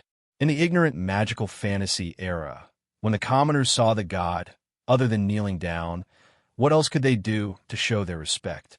If not for the many warriors maintaining order, the commoners would have already knelt down on the ground. William could not help but twitch his mouth. He had obtained the left hand of the Thunder God, and now he was going to snatch his eyes, cough, cough. It was a little inhumane. Although this was a big problem, it was understandable. After all, the problem with the left hand of the Thunder God would be exposed sooner or later. It was better to let it out than to prevent it. Anyway, he would deal with it when it came. He wasn't a single person. He was an outstanding neutral lord. All he had to do was continue to grow stronger. I decided, besides going to the fantasy continent, I'll stay at home. I don't believe that any *starred would dare to come to the City of Dawn to kill me. William made up his mind. At least he would wait until the popularity died down before he went out. If he went out now, he might be slapped by a wave on the beach. Chapter 320. The City of Dawn had a population of more than 1 million. It had 12 districts and occupied a large area. The expansion method of the City of Dawn was to continuously expand toward the southern mountain range. Now, the residents in the new city area lived as if they were living on the mountain. If they had a second floor in their house, they could easily see the entire city when they looked to the north. William did not want to destroy the structure of the trees. Other than some trees and flowers that had to be cut down and flattened, these new districts had the problem of greening. As the Lord of the City of Dawn, William participated in the Magic Conference. Although he did not win first place, the news of him killing the Viscount of Darkness spread like wildfire throughout the southern region. The four major powers kept publicizing the power of the Viscount of Darkness, his noble status, and how terrifying he was. In short, the Viscount of Darkness was the background. William was not the most powerful advanced in the southern region, but he was the most powerful. Was Delosis the most powerful advanced in the southern region? Sorry, we have never heard of it. The commoners of the City of Dawn celebrated the glory of William. The rich families held banquets. The poor civilians would also buy a cheaper magic lamp and put in the window to celebrate. The City of Dawn was bustling with excitement and celebration. It was a new city. It was a city that depended on William Blackleaf. As long as he, the first city lord, did not fall, the entire city would continue to prosper under the continuous construction. The second day after William's return, he walked in his 3.5 million square kilometer home with a stride that didn't recognize even his own family. That was arrogant, but it could not be helped. He was very powerful now. All the civilians, professionals, merchants from afar, and so on who saw him, no matter who they were, had to give way to the most powerful master of this city. He was not the son of an official or a rich family. He was the king of the city.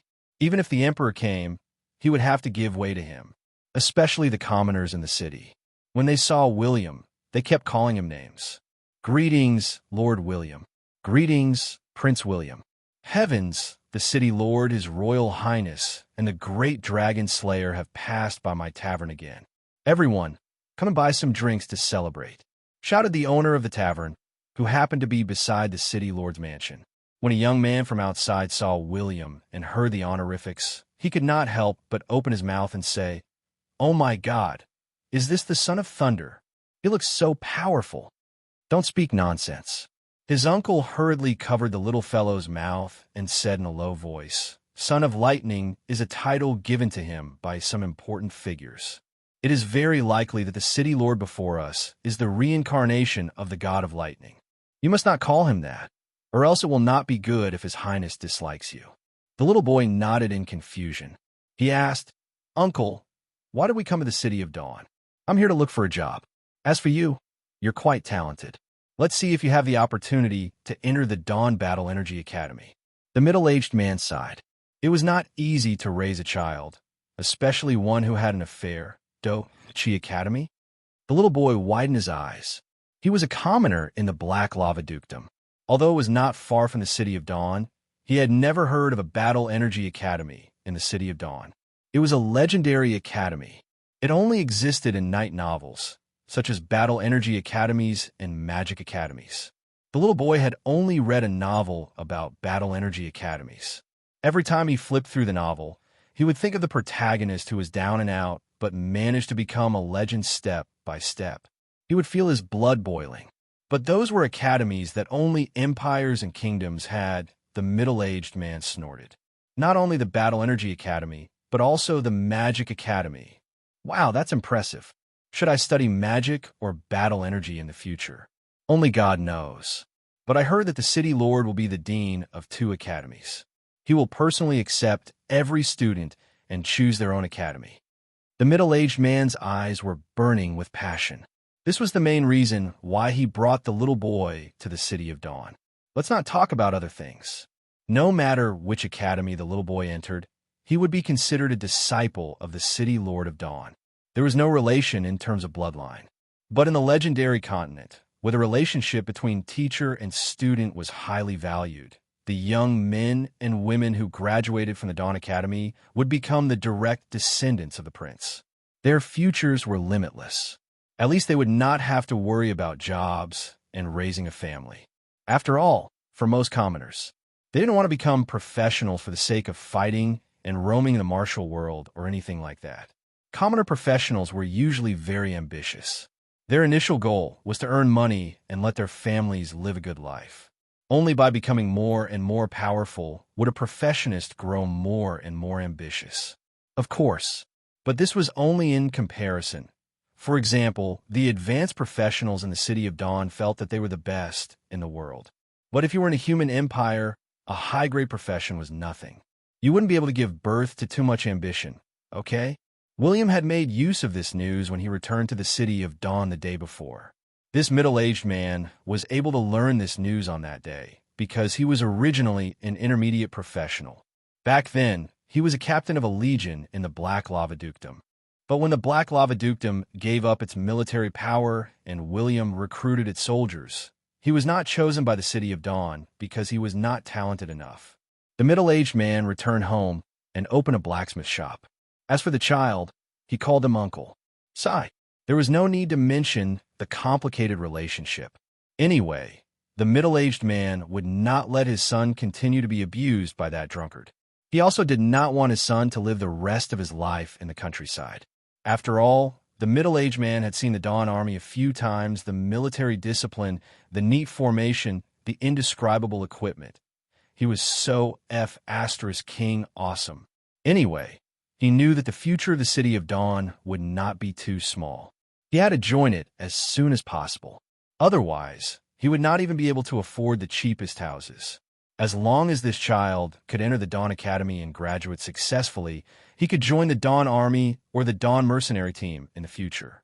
There was no possibility of rejection, because the high and mighty Lord of the City of Dawn had clearly stated, as long as he joined the Dawn Academy, he would be a citizen of the City of Dawn. There were many departments for him to choose from. Even if he did not want to stay in the City of Dawn and wanted to roam the world, it was not a problem. As long as he was an excellent student, he would be invested in by the Dawn Academy. They would give him equipment, secret manuals, money, and even the name of the City of Dawn if he encountered a fatal danger. That was right. That was the treatment he would receive. It was such a good academy. What reason did he have not to join? There were thousands of occupations in the Dawn Academy. No matter what attribute one awakened, there would be a teacher of the same attribute who would explain to him what to do in the future. As long as he was selected to join the academy, school fees would be free. Outstanding students would receive scholarships. As long as poor students worked hard, they would receive subsidies from their families. Enrollment range. The entire legendary continent. Damn, tell me, who can reject this academy? I've already drunk a few pots of magic potions from my son. It all depends on the entrance assembly. The middle-aged man recalled what his old comrade had said to him. Right now, there was only one word in his heart: respect. The two academies were located in the mountain range south of the City of Dawn. The City of Dawn would build two large districts for the two academies. They were commonly known as the Academy District. They could accommodate up to 100,000 teachers and students. When the first batch of news was released yesterday, the southern region would be the first to receive the news. Even if the other regions knew, they would not be interested. Regardless, did Dawn Academy have any reason to reject? Space Enchanter Old Band was appointed as the Deputy Dean of the Magic Academy. Grandmaster Time Warrior Old Leather was appointed as the Deputy Dean of the Battle Energy Academy. TSK. A time. It was a space. Although the other instructors were only high-ranked, they could not handle the fact that their students had yet to awaken and did not even have combat energy or magic power in their bodies. In any case, in terms of teaching, no matter what, it was enough. When the academies of many kingdoms heard this news, they immediately cursed. I'm Gonlin's mother. Time and space. The two protected animals had the same rare attributes. Were they like cabbages in the City of Dawn? When William revealed Old Leather's time attribute, the City of Dawn's reputation skyrocketed. As for the slogan of Dawn College, it was even more awesome. What does this saying mean? Don't let a child who could become a legend farm in the countryside.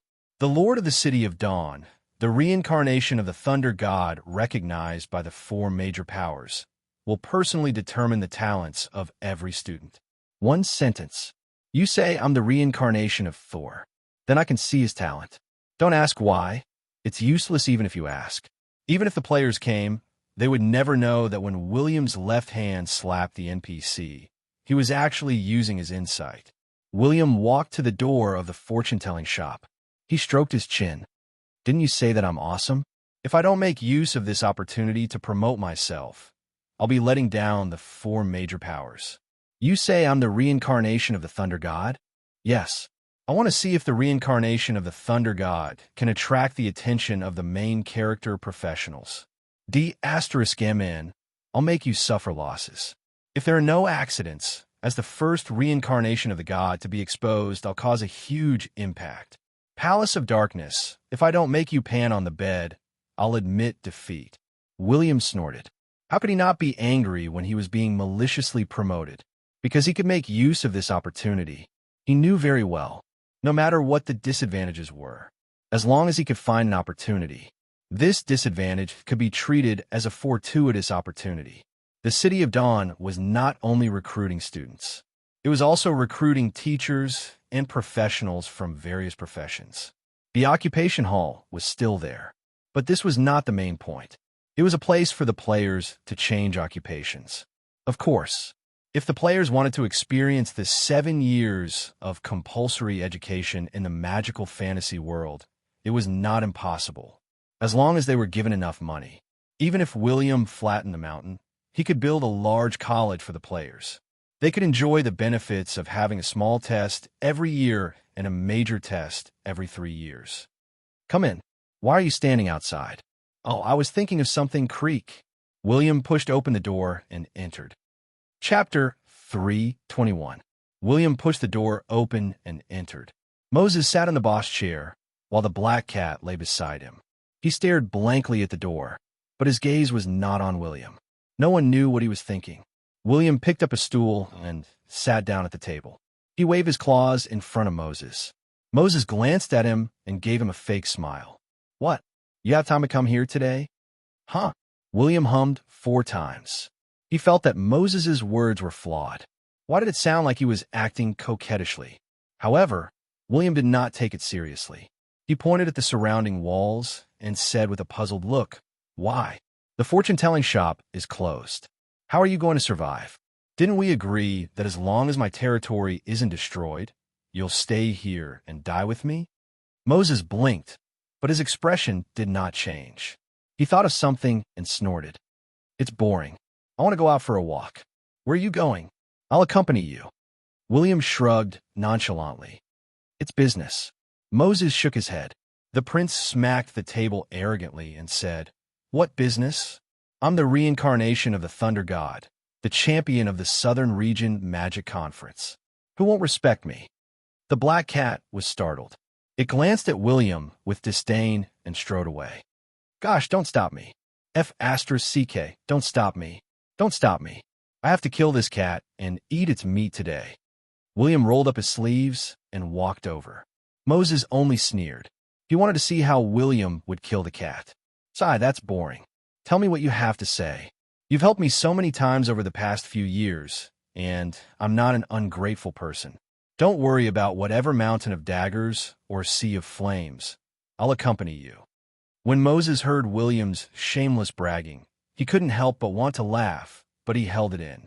He coughed lightly and carefully sized up the elf that he had known for a few years. Good points. Of course, William was kind. He treated his own people well, but he was cruel and merciless to his enemies. But this was the way of life in the God's continent. There was no right or wrong. Moses had done a good job as a lord. What about William's intelligence? It was quite generous. You can't tell that he's so retarded, but he wasn't the smartest either. At the very least, he could predict the development of the City of Dawn. Oh, it could be said that in this aspect, he had already gotten rid of the problem of his own misfortune. However, he had revealed the Thunder God's left hand during the Magic Conference, which was enough to show that he was impulsive and not absolutely rational. At the thought of this, Moses sighed inwardly.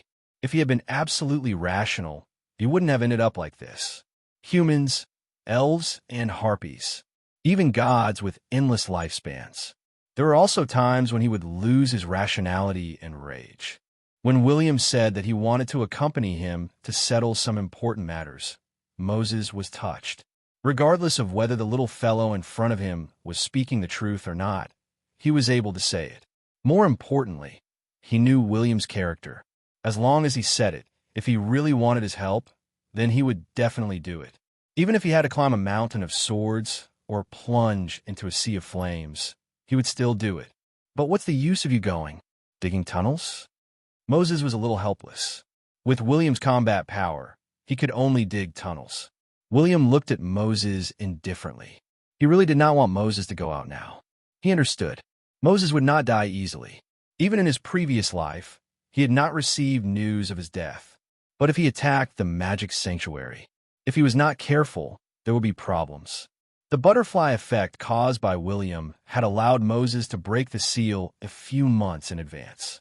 This was not a small problem. If Moses died at the hands of the magic sanctuary or was captured, William would definitely not feel good. Even if he wanted to save Moses, he was really powerless. Basically, it was difficult for him to find a legendary big shot or even a sage who would attack the magic sanctuary, because he was not qualified to bring the big shots along with him. Both of them fell silent. Both of them sensed that the other had something on his mind, but no one pointed it out, just as Moses was about to close the door and send his guests off. As a man, William finally made up his mind. He placed his hands on the table and stood up. He leaned towards Moses and said in a deep voice, "Don't court death." When Moses heard this, he did not have any doubts. He did not ask why William knew what he wanted to do, because the affinity between them had reached more than 950 points. If he knew some of Moses' secrets, it would not be a barrier between them. Moses pondered for a long time. He decided to be frank. The magic sanctuary wanted to nurture me into the body of a god. After I found out the truth, the high and mighty president of the magic sanctuary, who was my former teacher, immediately cursed me. If I had not made preparations, I would have died or been locked up in the magic sanctuary forever. You told me that when I have the ability to take revenge, and in the near future, I will have the ability to overthrow the magic sanctuary. Why don't I take revenge? William seemed to be prepared for Moses' question. He immediately raised a few points. If there are no accidents, are you still an enchanter? Yes, but I'm different from others. Stop talking nonsense. An enchanter is an enchanter. Even if an enchanter can't catch you, it doesn't mean that you could defeat him. William retorted mercilessly, even if Moses was the reincarnation of a god. Moses' lips twitched, but he did not say anything. You're an all-round enchanter? Moses looked at him and smiled. Yes, I'm proficient in all kinds of magic, except for luck and misfortune. Remember, I'm proficient in all kinds of magic. I'm proficient in all kinds of magic. No matter how many magic branches there are, or how many magic incantations there are, as long as it belongs to an enchanter, I know it. Very good. Being an all-round enchanter is very impressive. Perhaps you can even cast forbidden spells instantaneously and throw out tens of them. William gulped. Moses was not bragging. He was indeed that powerful. He was the super powerful person who had almost overturned the entire magic sanctuary with his own strength. Butah sage, like the Grand Mage, was at the top of the continent. Even if Moses was an all-round enchanter, it was useless. Moses understood this situation. He was confident in himself. In his previous life, he had lived for so long, so he must have many tricks up his sleeves. But William still shouted, "Tell me, when you've used up all your escape methods, will you have nowhere to hide in front of the Grand Mage?" What was a Grand Mage? Never use the same magic in front of the Grand Mage a second time. This was a Grand Mage. The same magic was useless against a Grand Mage. Moses was an all-round enchanter and the last all-round enchanter. He definitely had many escape methods. He could escape dozens or even hundreds of times. But no matter how powerful a method was, if it was used against a Grand Mage, it would be useless unless both parties were at the same level. Moses must have known about this situation in his previous life. But at that time, he had no friends. He was all alone in the fortune-telling shop. He had no close friends. He only had a cat who was willing to sacrifice her life for him. And in that period of time, he hated the magic sanctuary more and more, until he could no longer bear it. It was just like what Moses thought. If he had absolute rationality, would he have ended up like this? No. Confidence could make people blind. Moses knew that he was very powerful, but he also had a human nature. But with human nature, he had a weakness. He leaned back his chair and looked at the tall figure of the prince. His eyes flashed with an imperceptible sluggishness. But the devil hesitated for a while.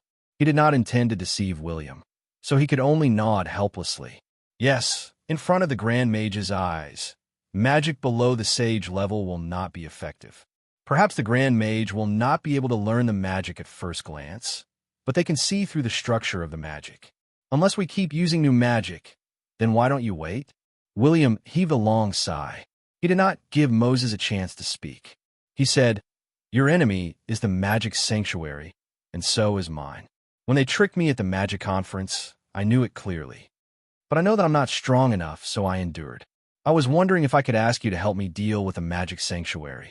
Since your enemy is also the magic sanctuary, why don't we wait and take revenge together? Especially since you're only an enchanter. How can you fight against a Grand Mage? In another 2 or 1 year, I'll become a great enchanter, Moses said casually. What about the Grand Mage? William asked. If Moses was not a sage, what was the point of saying it? Even if he was a Grand Mage in his previous life, he would still be stuck in the City of Dawn in this life. Moses was speechless.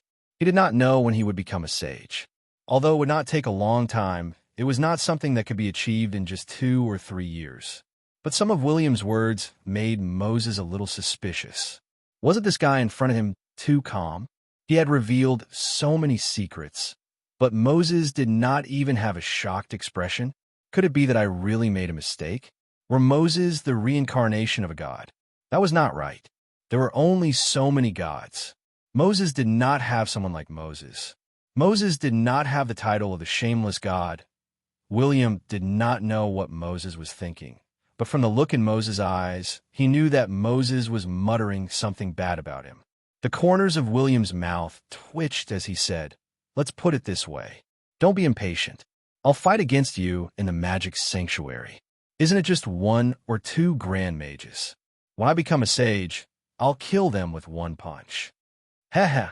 Moses sneered expressionlessly. By the time you become a sage, perhaps even the Lord of Magic will descend to the mortal world. If I don't overthrow the magic sanctuary now, won't those small fries annoy me to death? But William seemed to understand what Moses meant. He pointed with his thumb and said, "Here, give me 20 years, no, 10 years. I'll make the City of Dawn one of the top forces in the legendary continent." Don't you prepare a draft when you brag? Moses could not hold it in any longer. William's body trembled, and he domineeringly flicked Moses' head.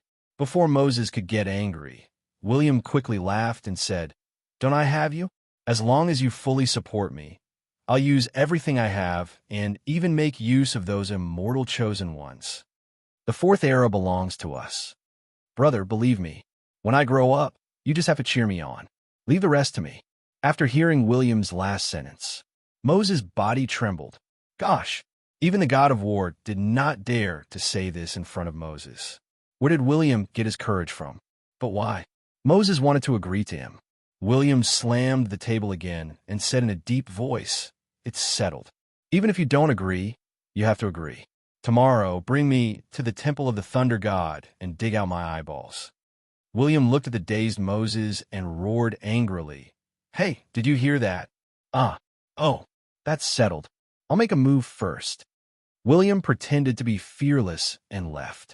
He thought to himself, it was settled. How did he get his hands on soul magic? Wasn't it just bluffing and scaring Moses by slamming the table? But Moses was a sucker for that. Because Moses was a masochist, William could see it from the start. It could not be helped. It was an attribute. It did not matter who Moses was in his previous life, but everything was related to everything. It had to do with William's endowments. He was handsome. If a loser dared to do that, he would definitely die. TSK. Even the gods could not resist his endowments. It was too awesome. This was the true god-level endowments. He did not know when his handsomeness would level up again. William did not know if he would have the title of handsomeness, but he could consider it in the future. He did not want to compete with the reincarnation of the Thunder God for the title of Thunder God. It was too lowly.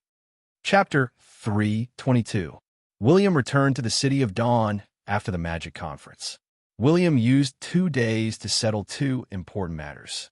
First, he announced the establishment of the Dawn College.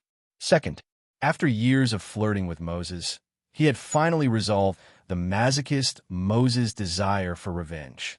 It was not that Moses was not seeking revenge. Moses could wait for a while, at least until he became a Grand Mage Sage. When the City of Dawn became a top power, he would only start his revenge plan. William believed that as long as Moses did not expose himself, the magic sanctuary would not be able to detect his existence. It has only been 2 days. Why are there so many people? William noticed that many professionals were strolling around the City of Dawn with their youths. Along the way, he saw at least hundreds of them. Odom nodded beside him. There will be more in the coming days, but I don't know the exact number. Many professionals from dukedoms and even kingdoms have brought their children here. After all, the City of Dawn has a high reputation in the southern region. In addition, the 4 top power centers have taken the initiative to announce that Prince William is the reincarnation of the Thunder God. Many people want to get close to him. Even the Dawn mercenary team has joined. The Deputy City Lord of the City of Dawn did not hide his strong muscles. His collar was slightly open, revealing his attractive muscles and scars. He attracted the attention of some young women. Being short was not a problem.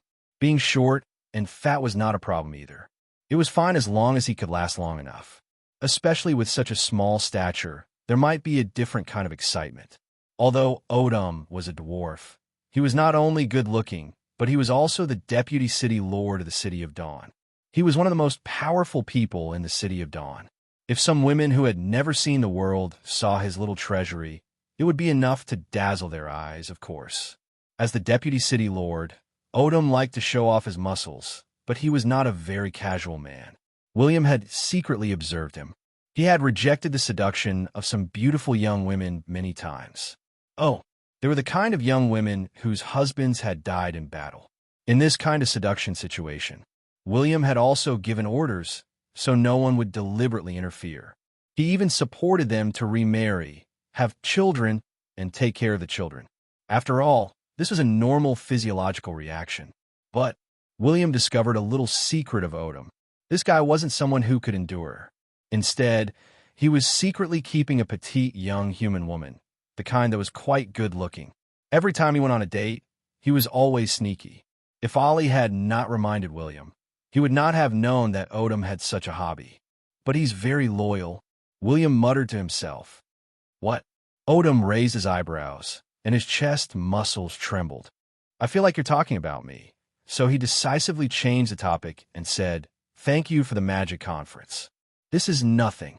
It's what I should do. William smiled. It was not a big deal for him to fall out with the Iron Fist Kingdom, so he asked Odom not to take it to heart. The blond man nodded. He only needed to silently increase his favorability. It was enough for him to keep his words in his heart. There was no need to say it. His current duty was to make this city develop in an orderly manner and with vigor. Subsequently, William made some arrangements for him. He found his little black dragon. Once they arrived at the slaughterhouse, if the black dragon was not on Stormy Island, it would be in the slaughterhouse. After all, the magical beast meat was plentiful and delicious. After eating, the black dragon could sleep and continue eating after waking up. How blissful! But many professionals who skinned the black dragon wanted to say, Your Highness, we almost skinned your pet a few times. Can you bring him away, little black? Stop eating. You're as fat as a ball now. Come over quickly. William walked to the slaughterhouse and saw the little black dragon with a round belly and small wings. He had no choice. He was still young. There were no outsiders here. He could not possibly call him Sicario, right? This thing was for outsiders to call him. As the owner, he had to maintain his pride. The little black dragon, who was feasting on the magical beast meat, glanced at the newcomer and twitched his mouth in disdain. He revealed some sharp white teeth and continued eating. He even cursed in his heart. You've been gone for so many days, and you didn't even come to visit me. Now you want to go over? Am I still a dragon? Don't I have the pride of a great dragon? Hence, William walked over expressionlessly. He grabbed the little black dragon's tail and shook it crazily. Whoosh, whoosh, whoosh, whoosh, along with the pitiful howls of the puppy. The little black dragon spat out a large lump of magical beast meat. Until this moment, the little black dragon remembered the fear of being dominated by William. It was a pity, but it was too late. William grabbed the black dragon's tail and shook it in circles. He walked out of the slaughterhouse. No matter how miserable the black dragon's screams were, William did not care. Many people stared in bewilderment. This was a dragon. Prince William, could you be more gentle? But because it was a dragon, William had to make the black dragon fearful of him. If not, the black dragon would be devoured. Show respect to the black dragon? As long as the black dragon's affinity did not drop, it was fine. 1 hour later, a small black dragon that bared its fangs and wanted to bite anyone it saw appeared beside William, who was strolling around again. He was only respectful to the prince. In particular, it was submissive. It even stuck out its tongue and made a few sounds. Of course, Prince William was not chained. After all, basic respect had to be shown. However, this scene made the passers-by secretly admire him. A dragon could be tamed like a dog. Aside from the city lord who was like the reincarnation of the thunder god, not even the other beastmasters of the citadel could do this, right? Another carefree day had passed. William had not been assassinated. He had encountered many yellow name professionals, but no one dared to make a move. He did not want to expose his ability in advance and let them continue to act as spies.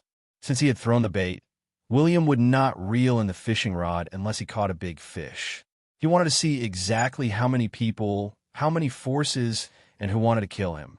He had to catch them all in one fell swoop. Only then would he show some forces that he was not to be trifled with. At this moment, in a house in the city of Dawn, a large group of assassins appeared inside. There were dozens of high-grade professions, and they came in silently. As for this room, it was a small house that someone had rented in secret. The others, on the other hand, gathered here through various methods that were not noticed by others. Even the intelligence department of the City of Dawn did not know that there were so many assassins in this house. You should have received the news that the Lord of the City of Dawn is the reincarnation of the Thunder God, right? The leader of the assassins who rented this house calmly looked at the others. Yes, but he is so strong. Why are we the only ones attacking him? Why didn't the Grandmaster Assassins attack him? Someone asked. Many people wanted to know the answer to this question.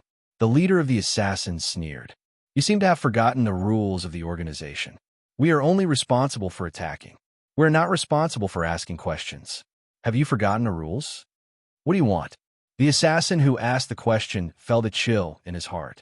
But before he could react, the assassin who asked the question did not even have the time to activate his battle energy shield.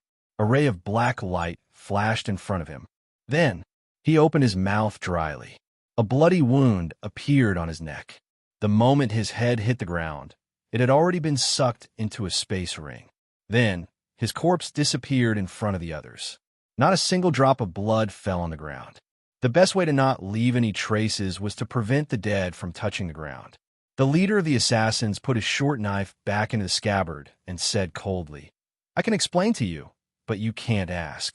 This is the rule from the higher-ups. Professionals who are more powerful than the Lord of the City of Dawn cannot appear. Otherwise, the Blackleaf Elves will definitely take revenge, even if we are just hired middlemen. What else? That's all. Kill him and bring his corpse back. What if they all die? The other assassins asked expressionlessly. Death was a normal thing. Didn't assassins live in the realm of killing and being killed? The leader of the assassins shook his head. If they die, it means that the mission has failed. But I heard that someone will join forces with us. If they appear, we will cooperate fully. If they don't appear, we just need to attack. Now we just wait? Yes. Wait until he leaves the City of Dawn. Okay. The Shadow Assassin Organization was a very secretive organization. It was difficult to expose their tracks. This was especially so under the strict training and nurturing of the organization.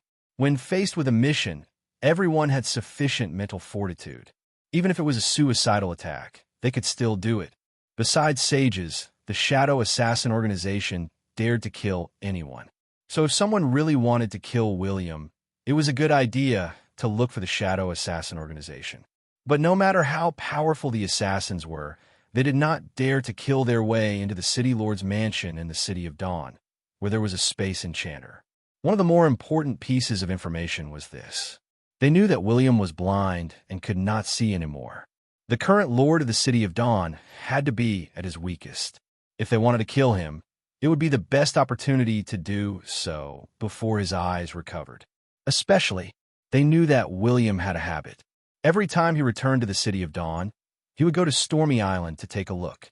He would go alone. This was the best opportunity. Besides the civilians, only the Dawn Army and the Dawn Mercenary Team could go to Stormy Island. But there were no impenetrable walls in the world. The City of Dawn was huge. Not everyone had to be identified by William before they could be accepted. Otherwise, William would be exhausted to death, especially for the Dawn Mercenary Team. Eric, the deputy team leader, was usually in charge. Eric did not betray William, but he did not have the ability to detect it. These assassins with good combat power had infiltrated the organization a long time ago. They had been waiting for a long time. Perhaps when William had been promoting himself, many assassins had infiltrated the organization. But now, they were waiting for an opportunity. They were waiting for William to enter Stormy Island, which meant when he and Moses went to Stormy Island to get their eyes changed. Chapter 3:23. Pa, pa, pa. William snapped his fingers rhythmically. It was as if he was not blind. He walked to the teleportation hall with familiarity. As he passed through the light screen of the teleportation portal, he arrived at Stormy City, which had a population of more than 50,000. He did not stay in Stormy City for long. In the blink of an eye, he went to the temple alone. William discovered that there was no one around. Then he remembered that he was going to change into the eyes of the Thunder God. He felt a little excited and happy in his heart. He snapped his fingers and danced a basketball dance. He had turned himself into a super legendary boss who had trained for 2.5 years. At this moment, some of the assassins who had entered Stormy Island earlier passed on the message. Some of the assassins in the City of Dawn also entered the teleportation portal, but their actions did not attract the attention of the onlookers. After all, these assassins would enter Stormy Island frequently. Many guards did not pay much attention to them. Hence, some assassins, who were hundreds or even thousands of meters away, were secretly observing William from the corner of their eyes. They were dumbfounded because they discovered a problem. The blind prince was very coquettish. They did not know where he was performing the country dance, but it almost blinded them. D*MN. Are you taking revenge on others? You're blind, but you want to blind others? Stop mumbling. Do you think you're speaking softly? What if he hears it? Is that possible? One of the assassins pointed at the tall and lush trees around them. This was a primeval forest. How could an advanced professional like William sense it? William did not realize that an assassin was trying to kill him. Otherwise, how could he say that the assassin was a professional? After all, his soul perception could only extend to a distance of 100 meters. He could not sense the assassin at all. If the assassin attacked, he could rely on his sixth sense to avoid the danger. Otherwise, if the assassin did not attack, it would be very difficult for William to discover him. As time passed, more than 30 assassins gathered together. They were about to surround William, who was performing an ugly dance in the forest. Another 5 figures appeared. There were 3 warriors and 2 mages. They were all wearing the uniform of the Dawn mercenary team. They did not conceal their identities, but each of them had a strong aura. The leader of the killers immediately waved his hand, signaling the other killers not to panic. These people were on their side. Among the 5 people who came later, a tall man walked out. He looked at the assassins of the Dark Shadow Alliance with a hint of admiration in his eyes. Not bad. I didn't expect them to be top-notch assassins. The leader grinned expressionlessly. As long as the price is right, we have more top killers. I believe it. At least I'm still very confident in the strength of the Shadow Alliance. The tall man was a Thunder Element professional named Leon Hanton. He was right. He had the same attributes as William. If William was the reincarnation of the Thunder God, who would he attract the attention of? Naturally, he was a Thunder-type professional. For Leon Hanton to be able to do this, it was definitely not because of himself, but because of the power behind him, the Hanton family. They were the strongest family in the Desert Kingdom apart from the royal family. This was a family with an epic-ranked big shot. The Blackleaf Elves' attitude was obvious. If the enemy used a professional who was at the same level as William to kill him, then he would die. At most, they would kill the strongest expert in the enemy's power to take revenge. But if they used a professional who was at a higher level than William to kill him, then it would not be a matter of a few deaths anyway. William was dead. The Blackleaf Elves would definitely take revenge. It was just that the degree of revenge would be different. In that case, there would definitely be some people who wanted to test the waters. They wanted to get some benefits from William, the reincarnation of the Thunder God. For example, his glowing left hand. The Hanton family had a good relationship with the Magic Sanctuary. They also learned from Irene that William had become blind. Now, some of the other powers did not dare to make a move. because those powers were too big and had too many concerns. But as a family with all Thunder Element professionals, the Hampton family decided to take a gamble. If they succeeded, they would make a killing. The family leader would be willing to die. But they failed. That was a failure. There was nothing more to say. Anyway, sooner or later, the battle would start. Sooner or later, the young professionals would step into the battlefield. Leon Hampton took a deep breath. Success or failure depended on this move. If he succeeded, he would conceal his identity until he became a true expert. Then, he would lead his family to glory. 3 seconds later, he waved his hand. All the assassins slowly approached William from all directions. 6 legendary, 23 epic, and 10 Grandmaster assassins. Leon Hampton was confident that he could kill William. Then, he would take away William's corpse. Then, he would use a space teleportation scroll to disappear. Whether his subordinates and the assassins were dead or alive, it had nothing to do with him. This was an assassination for him alone. Leon Hampton glanced at William, who was walking in the backyard of his house. William was snapping his fingers and dancing, "Kill." A voice rang out. No one concealed their killing intent. Everyone hiding more than 300 meters away attacked at once. 2 of the mages used expensive space locking scrolls, sound barrier scrolls, and vibration barrier scrolls at the first opportunity. In one sentence, the money spent on this assassination was not any cheaper than the money spent on the Dawn vessel. They used all kinds of methods. They wanted to kill William at the first opportunity. William, who sensed the killing intent, was stunned. But the killing moves of more than 30 top professionals had arrived in front of him. But at this moment, before the prince could make any defensive moves, a teleportation portal suddenly appeared beside William. Time seemed to have stopped. No, time had really stopped. The assassins who had arrived in front of William felt their hearts skip a beat. They even saw their ultimate move stop in midair. They could not control themselves. Only their willpower had not been stopped. Hence, Moses glanced at the assassins in surprise. Then, he glanced at the innocent prince. He waved his hand. A long and narrow space crack appeared. The heads of more than 30 top professionals were separated from their bodies. Yes, it was that simple. It was a group game over. Death. It was over. Until this moment, William did not even know who had come to kill him. The assassination mission had not even popped up. However, Director Mo had taken care of all of them in one move. Gosh, why are there so many assassins? The prince was taken aback. After checking, he realized that there were so many powerful assassins. Although the attacks of these assassins could not reach him, and the mission prompt did not appear, he recognized Leon Hampton. Moses sneered disdainfully. "Don't waste time. After changing your eyes, I still have a lot of books to read." All right, I'll leave now. But I don't think they can kill me. I can fight with them for a day." William shrugged his shoulders. He was no longer the same person who had participated in the magic conference. With his current strength, even if he did not have eyes, he could still take a beating. Next, he casually stepped over the corpses of the confident assassins. Then, he casually used a transmission scroll to ask someone to collect the corpses. He did not even take a second look. He just left. His eyes were the most important now. What about the assassins? Weren't they all dead?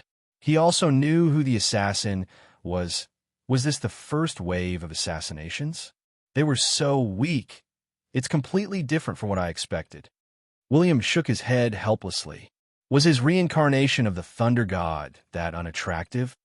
Chapter 3:24.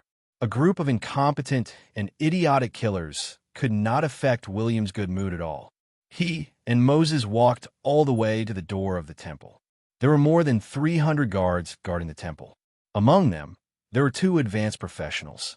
It did not seem like many, but there were many defensive barriers.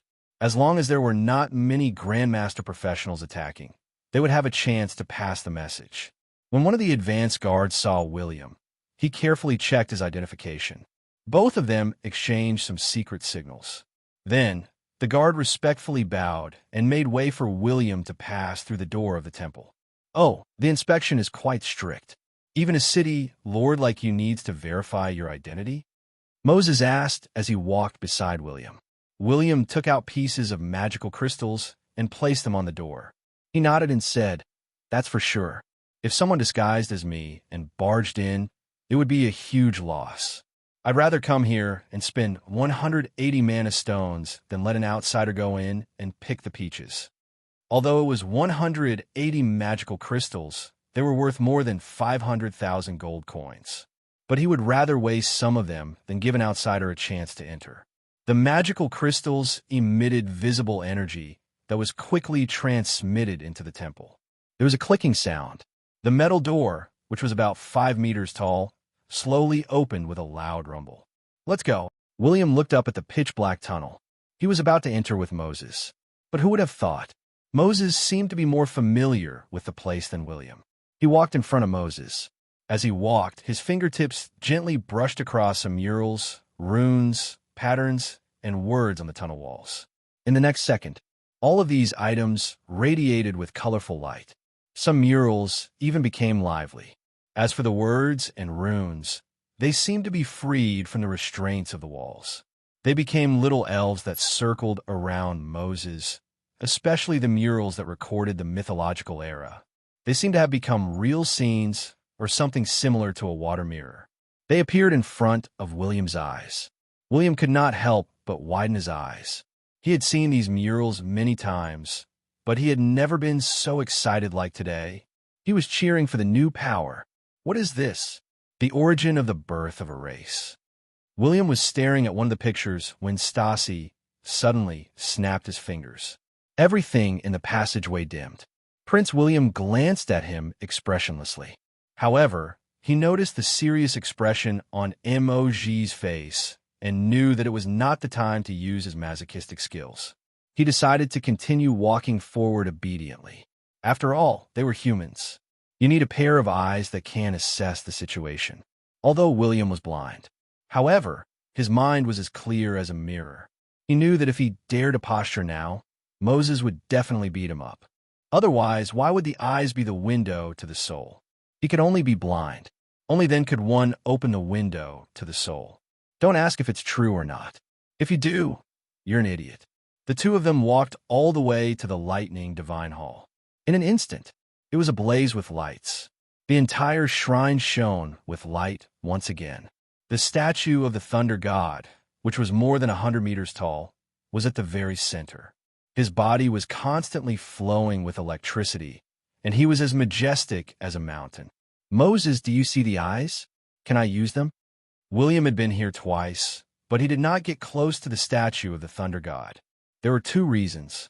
Firstly, the pressure from the statue was too strong, and he could not withstand it.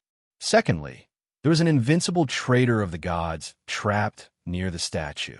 It was like a specter, and it was very difficult to deal with. When Moses heard this word, he could not help but frown. He raised his head and looked at the eyes of the statue of the thunder god. The eyes were like two thunderballs, and they were constantly emitting lightning. The so-called pressure from the statue was caused by these eyes. "Do you want to exchange for this pair of eyes?" Moses raised his eyebrows. "Yes, aren't these the eyes of the thunder god?" William gulped. He could not see them with his insight, but he had a feeling that they were the eyes of the thunder god. However, William was disappointed. Moses shook his head and told him with a helpless expression, "It's a pity that they aren't." But just as William was about to get a little sad, Moses smiled leisurely and said, "Don't be disappointed. Although they aren't the eyes of the thunder god, they have the same function." "What do you mean?" Moses ignored him. He casually crushed the traitor of the gods to death. He took a step and traversed 100 meters. He stood in front of the head of the thunder god statue. He stretched out his hand and removed the two thunderballs from the statue. In the next moment, rumble. The entire palace was filled with lightning and thunder. After the eyes were taken away, the statue of the thunder god had almost completely collapsed. It seemed that this pair of eyes was the key reason why the statue of the thunder god had not collapsed for countless years. Moses looked at the crumbling statue of the thunder god and felt a little emotional. He waved his hand again. Although the statue had lost its divine radiance, it did not completely collapse. But the spectators, the traitor of the gods, had already died. He could no longer be revived. William looked at Moses holding the two thunderballs in front of him. He gulped and could not help but use his insight. They were all question marks. His level was not high enough. MMP. Moses used a reminiscing tone to explain to William, "Do you know how the god's body is constructed?" William was speechless. He did not know anything. Moses felt that there was something wrong with his words. He coughed lightly and said, "Anyway, this thunder eye is a good item." The thunder god had intended to use it as his eyes. But in the end, he found a better way. Or rather, he gave up on this idea. So, he casually placed it in the eyes of the statue. "Is that true? You're not lying to me? Why did the thunder god use these two balls as his eyes?" William's face was full of doubt. He was about to use the attitude of Sherlock Holmes to investigate the truth of the matter. "Cut the crap." Moses coldly snorted and held the two eyeballs. "Wait." He stuffed them into William's eye sockets. In the next second, an indescribable pain appeared in William's eyes. "Gosh, you stuffed them in just like that? Give me some reaction. It's very painful." Hiss. Before William could finish his sentence, he was rolling on the ground in pain. He wished he could gouge out his own eyes. Because of that indescribable pain, he even thought that his head had exploded. Moses looked at William, who was rolling on the ground. He had no intention of helping him. He even thought that if William could not even withstand this little bit of pain, why did he have to go to the future and fight alongside him? It was a pity. Who was Prince William? Was he someone who was afraid of pain? If he could not bear the pain, he would enjoy it hence. William, who was trembling on the ground, started to moan due to the pain. His expression became extremely TSK. It was indescribable. Moses witnessed this scene. His serious expression was instantly broken, and he even looked at William with a gaze that he could not look straight at. He kept thinking to himself, "This guy is a pervert. Could he withstand this kind of soul-piercing pain?" If the thunder god had not been afraid of pain, did he think that he would have kept his eyes until now? Ahem. Of course, this did not mean that the eyes were very good. The thunder god had not used them because he was confident that he could become a lord god with his own abilities. And the thunder god had done it. The essence of the eyes was the purest source of thunder. It had to be known. Epic professionals could condense a preliminary elemental body. Legendary professionals could condense most of the elemental body. Sages were equivalent to many gods. They could condense a complete elemental body. But besides the crucial godhood, the elemental body was also divided into different levels. The Lord gods had to condense the elemental body. Only then could they become the Lord God of a certain element. William had the game data panel, but his level was not high enough. He could not use his insight to see the high-level information. But if he wanted to fuse the life potion into his body, it would be extremely painful. It might even be a life-threatening situation. Moses knew that William had a lot of life potion. He reached out and took out a few bottles of life potion from William's space ring. Moses frowned. Did he have so much life potion? Thus, he took one bottle away. Then he put back a few bottles. But he took out a half-used bottle of life potion. He looked at the convulsing Prince William on the ground. He felt that he was going to die, so he gave him a drop.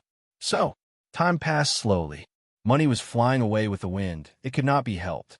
To William, every second was worth an inch of gold. He had to use the life potion to prolong his life.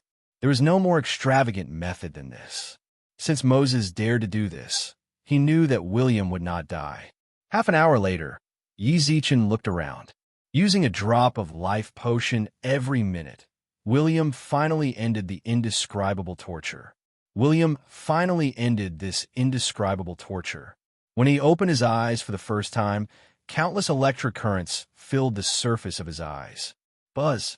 2 rays of electric light shot into the sky like laser cannons. Boom! The thunder god statue did not escape. It was instantly pierced by William's electric eyes and collapsed to the ground. Another 3 to 5 seconds passed. His eyes finally stopped emitting electric lights. The temple of the thunder god had become a pile of ruins. William half knelt on the ground and rubbed his sore eyes. This time, when he opened his eyes again, he felt as if he had been reborn. F***, what is this? Thunder element, wind element, and fire element? Can I see these things now? William exclaimed in his heart. In his previous life, he was able to see the density of the elements. This was an ability that he had obtained after he advanced to the epic and legendary levels. He felt that his eyes had the functions of a magnifying glass and a telescope. The visual effect was insane.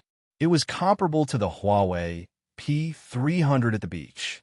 Just this alone showed that his mother would not have to worry about him being assassinated. As for the other functions, he had to slowly develop them. Just like the hand of the Thunder God, it was not as awesome as the left hand of the Thunder God. I've finished changing the eyes. Let's go. Moses was not too curious. William hurriedly grabbed his arm and said, "Don't. There are 2 side halls that have good items hidden. I haven't taken them out yet." Oh. Moses glanced over and raised his eyebrows slightly. Interesting. Chapter 325. If Moses found something interesting, it had to be something good. However, it was precisely because of this that Moses found it interesting. William felt a chill in his heart. He was going to lose the item. It could not be helped. Moses took William's item as easily as taking his own. He was never polite. Just like his life potion, William pretended not to know, but his heart was as clear as a mirror. His information panel only showed that he had lost control for 30 minutes. Not only did he lose 30 drops of life potion, but he also lost a large bottle of 300 drops of life potion. Did he dare to say that he did not take it? Humph, he just did not want to say it. Subsequently, the prince watched as Moses walked to the door of the side chamber. He raised his hand and easily pushed the metal door open. The strength in his hand was immense. Who knew if he was an all-elemental magician or a close-combat magician? Behind the door, there was a curse that William and Burned Cinder could not resist. That was right. It was not a monster. Instead, it was a curse that made one feel suffocated. It was a punishment for an intruder who used brute force to push open the door. It was a pity that this vicious curse that caused one's health points to drop continuously was effective on William, but it was useless on Moses. Moses gently waved his hand, and the terrifying aura in the side palace quickly dissipated. The place became brightly lit. Meanwhile, William peeked into the side palace.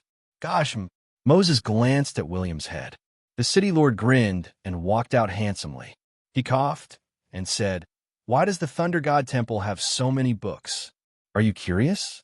Every Lord God is a powerful professional, but their focus is different for close combat and long-range combat." Moses looked at the tens of thousands of magic books in the shop. He could not help but smile. He did not expect to encounter the Thunder God's small collection. It seemed that Stormy Island was not only the Thunder God's temporary residence, but also his long-term residence. It had to be known as a Lord God. First, when a certain element was trained to the extreme, regardless of whether it was battle energy or magic, it would be very powerful. For example, the Thunder God not only had powerful thunder close combat abilities, but he also had the ability to use thunder magic. Perhaps at the level of a main god, his use of lightning magic might not be comparable to that of a true main god of magic. However, the Thunder God had definitely put a lot of effort into the study of lightning magic, so he was much stronger than some ordinary gods. Without a doubt, more than half of the more than 10,000 magic books were about lightning magic. This was very useful to Moses. Perhaps he would be able to find some that he hadn't created before. He would be able to find some that he hadn't learned before to increase his inventory of magic spells. Different emphasis? William curiously looked at Moses' arm. Was this the reason why Moses was so strong and had muscles that were comparable to those of close combat professionals? Or in other words, your main profession is an all-element magician, so the subclass was a melee professional? Moses seemed to sense what he was thinking. He waved his hand expressionlessly and took away all the magic books in the side hall. He said directly, "Perhaps you know of something called physical skills." William nodded. Physical skills were something that mages, cannon gunners, and rangers, who had weak bodies, chose to practice. It was basically equivalent to their secondary occupations. However, physical skills did not use battle energy. Instead, it still used magic. Furthermore, physical skills were harder to obtain. Every physical skill was a hidden occupation. Of course, among the Rangers, William did not need physical skills. He only needed to be strong. Physical skills could strengthen one's physique, as well as improve some close combat skills and techniques. However, there were differences in physical skills. Every occupation's physical skills were different, and it took up a lot of time for long-range professionals to practice. Most people did not have the time and energy to do so. Only a few top genius professionals would do so. Just like the players, under most circumstances, they did not have enough experience to learn physical skills. Unless, of course, they were the king of pay-to-win. Only they would be able to explode in close combat while being able to explode in long-range attacks. But they would not be able to fight to the death with a true close combat professional. But as long as they could persist for a few seconds, or even 10 seconds, they would have a chance to wait for their other skills to cool down. Then, they would be able to turn the tables. For example, when William fought with the cannon gunner, he quickly drew his gun and sent William flying with a hand cannon. This was the physical skills of the cannon gunner. It was a short difference of half a second. It was enough for the cannon gunner to widen the distance between them and attack William with his cannon. If William had not withstood the attack, the cannon gunner would have won. A system of physical skills was the exclusive sub-occupation for long-range professionals. Magic professionals, rangers, and other professionals could also learn battle energy sub-occupations, but they could not form a system.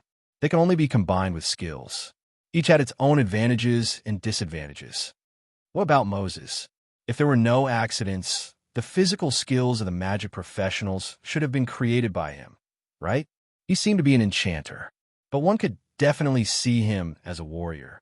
Perhaps he could defeat a grandmaster with just his physical skills, or even more ferocious. When the prince thought of this, his legs suddenly tightened. Was he that ferocious? After Moses finished looting the magic books in this side palace, he opened another side palace of the thunder god. There were also some traps inside, but they did not cause any damage to Moses. But both of them did not expect something to happen. This side palace was empty. There was only a small statue of the thunder god. Moses was about to walk over. He glanced at William thoughtfully and pointed at the small statue of the thunder god. "You go over." Huh. William's eyes widened. What did Moses mean? Was he a scout? Since when had he fallen to such a state? He coughed lightly. "If it's too dangerous, I can find an orc. If an orc can't do it, I can find a human.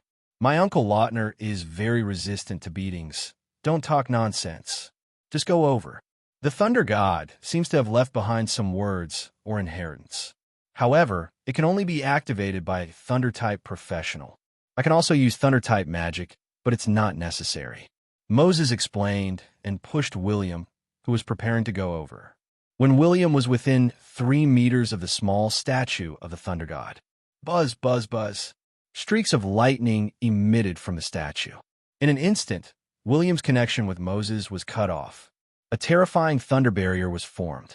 It was like a dense electric net, turning the area into an alternate dimension. Even Moses, who was an enchanter, could not break it in a short period of time. Meanwhile, the 2-meter-tall statue of the thunder god blinked its jade-white eyelids. Crack! Crack! The stone layer on the statue kept falling off. William retreated until he reached the barrier. He gulped and stared at the statue of the thunder god, which was gradually coming to life.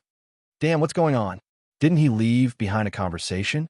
If not, it would have been the inheritance of the thunder god. Why is the statue still alive? William used his insight on the statue, but all he saw were question marks. It was not something that someone of his level could come into contact with. After all the stone layer on the statue had fallen off, a tall, middle-aged man appeared in front of William. He wore a set of handsome armor that flashed with lightning. The ring on his left hand was exactly the same as the one on William's left hand. Without a doubt, the person inside the statue was the thunder god. The revived thunder god looked around and glanced at Moses, who was outside the barrier. His eyes flashed with astonishment. Subsequently, he completely ignored William, who had the left hand of the thunder god. His gaze seemed to penetrate thousands of kilometers of space and time. In a short period of time, he locked his gaze on the retarded youth. Oh, he was a young student studying in the Imperial College. The Thunder God looked at him for a while. He silently raised his left middle finger and suddenly cursed. Are you an idiot? You idiot, you're already King awake, right? Have you forgotten your previous life's memories? I've arranged for you in my previous life, and you didn't even come to retrieve it. Have you been struck by lightning? After finishing his sentence, the Thunder God suddenly raised his eyebrows. He seemed to have seen something. The corners of his mouth twitched. Being struck by lightning is also an idiot. William saw this scene and the gesture of the middle finger. He silently squatted in the corner. He did not dare to ask or make a sound. The Thunder God had come to life. He even spat out the human language in an extremely human-like manner and even cursed out loud. What could William do? His Royal Highness was really helpless. After an unknown period of time, the Thunder God finally calmed down. The Thunder God finally calmed down. He looked at William with an unfriendly gaze and said, "Thunder element professionals?" William was about to reply, "Yes, that's right. I'm the most handsome and unique Thunder element professional." But the Thunder God interrupted him and said, "You're not bad. You're talented, but that's all." Then he focused his gaze on William's left hand. He frowned and said, "Raise your left hand." Swish! William decisively raised his left hand and habitually raised his middle finger. The Thunder God looked at William's retracted middle finger. He pondered for a few seconds. No one knew what he was thinking. Then he said in a deep voice, "It's fate that you obtained my left hand. What else do you want?" William was about to say something. The Thunder God interrupted him again. He frowned and looked at him. "Forget it. I'll choose for you." Hey. Can't I give my own opinion?" William could not hold it in any longer. This was too much. He was so handsome. Couldn't the Thunder God consider his feelings? "Just accept whatever I give you. If not for the person behind you, I would have pulled your left hand off." The Thunder God snorted. He was giving face to Moses. That was why he did not argue with the prince. As such, William had nothing to say. It was confirmed that Moses was the reincarnation of God, but he did not know what kind of God he was in his previous life. The Thunder God slowly approached William, who was squatting in a corner. He grinned and said, "Come, it's not painful. Let me touch you." "Hey, cough, no. What are you doing? Gosh, aren't you going overboard?" It's painful." "No." Screams of pain could be heard. Lightning flashed. No one knew what inhumane treatment William had received. What about Moses? He was expressionless as he leaned against the barrier. No one knew what he was thinking. Chapter 3:26. After being caressed by the Thunder God, William had finally become an adult. Prompt: You have been baptized by the Thunder God. Prompt: Your four-dimensional attributes plus 20. Prompt: Your health points plus 1,000. Prompt: You have obtained the endowment, Hand of the Thunder God. Hand of the Thunder God. Advance the left hand of the Thunder God has become your endowment. Defense of your left hand? Attack of your left hand. 3,300, 4,100. Every attack of your left hand will have an additional 1,300 points of thunder damage. It also has negative effects such as penetration, destruction, crushing, thunder, and paralysis. Grip of the Thunder. Passive: the left hand of the Thunder God has a strong grip. Any enemy whose strength is less than 2 times your own will not be able to escape from your grip. Thunder territory. Sealed. Others. Sealed. The benefit that the Thunder God had given him was that William could truly control the left hand of the Thunder God. He had digitized it and made it easier to control. But this had changed. As a result, William had lost the ability to sacrifice a certain part of his body to unleash a lethal attack. After all, the Thunder territory was equivalent to the pseudo-domain of an epic professional. Even a Grandmaster boss could be killed in an instant, but the side effects were also insane. William had lost his eye previously. Who knew where he would lose his eye next time? When William discovered the digitized information of the left hand of the Thunder God, he was disappointed and lamented. He was disappointed that he did not have a lethal attack. He lamented that without the lethal attack, he would not be able to do anything rash. He would not get himself killed in the future. But when a left hand of the Thunder God was digitized, He could clearly feel the true strength of the left hand of the thunder god. Its defense was a question mark. It had no upper limit. When he was still an advanced professional, the attack of the left hand of the thunder god was as high as 4,100. It was insane. It's no wonder that every time I use my left hand to punch someone, my punches are so destructive. Especially the negative buff of the left hand of the thunder god. It's disgusting. It feels like I'm crushing dry weeds. William took a deep breath. He had not suffered a loss. He had not suffered a loss. He looked at the thunder god in front of him. He stood up and laughed. Boss, do you have any other benefits? For example, a powerful killer move? Nope. Scram. 2 simple words. These were the last words that the thunder god had left for William. Just when William thought that he was about to dissipate, or that he was going to lose consciousness, the thunder god glanced at him and said, "Why are you still here? If not for the person outside, do you think that I would bother with you?" The corners of William's mouth twitched.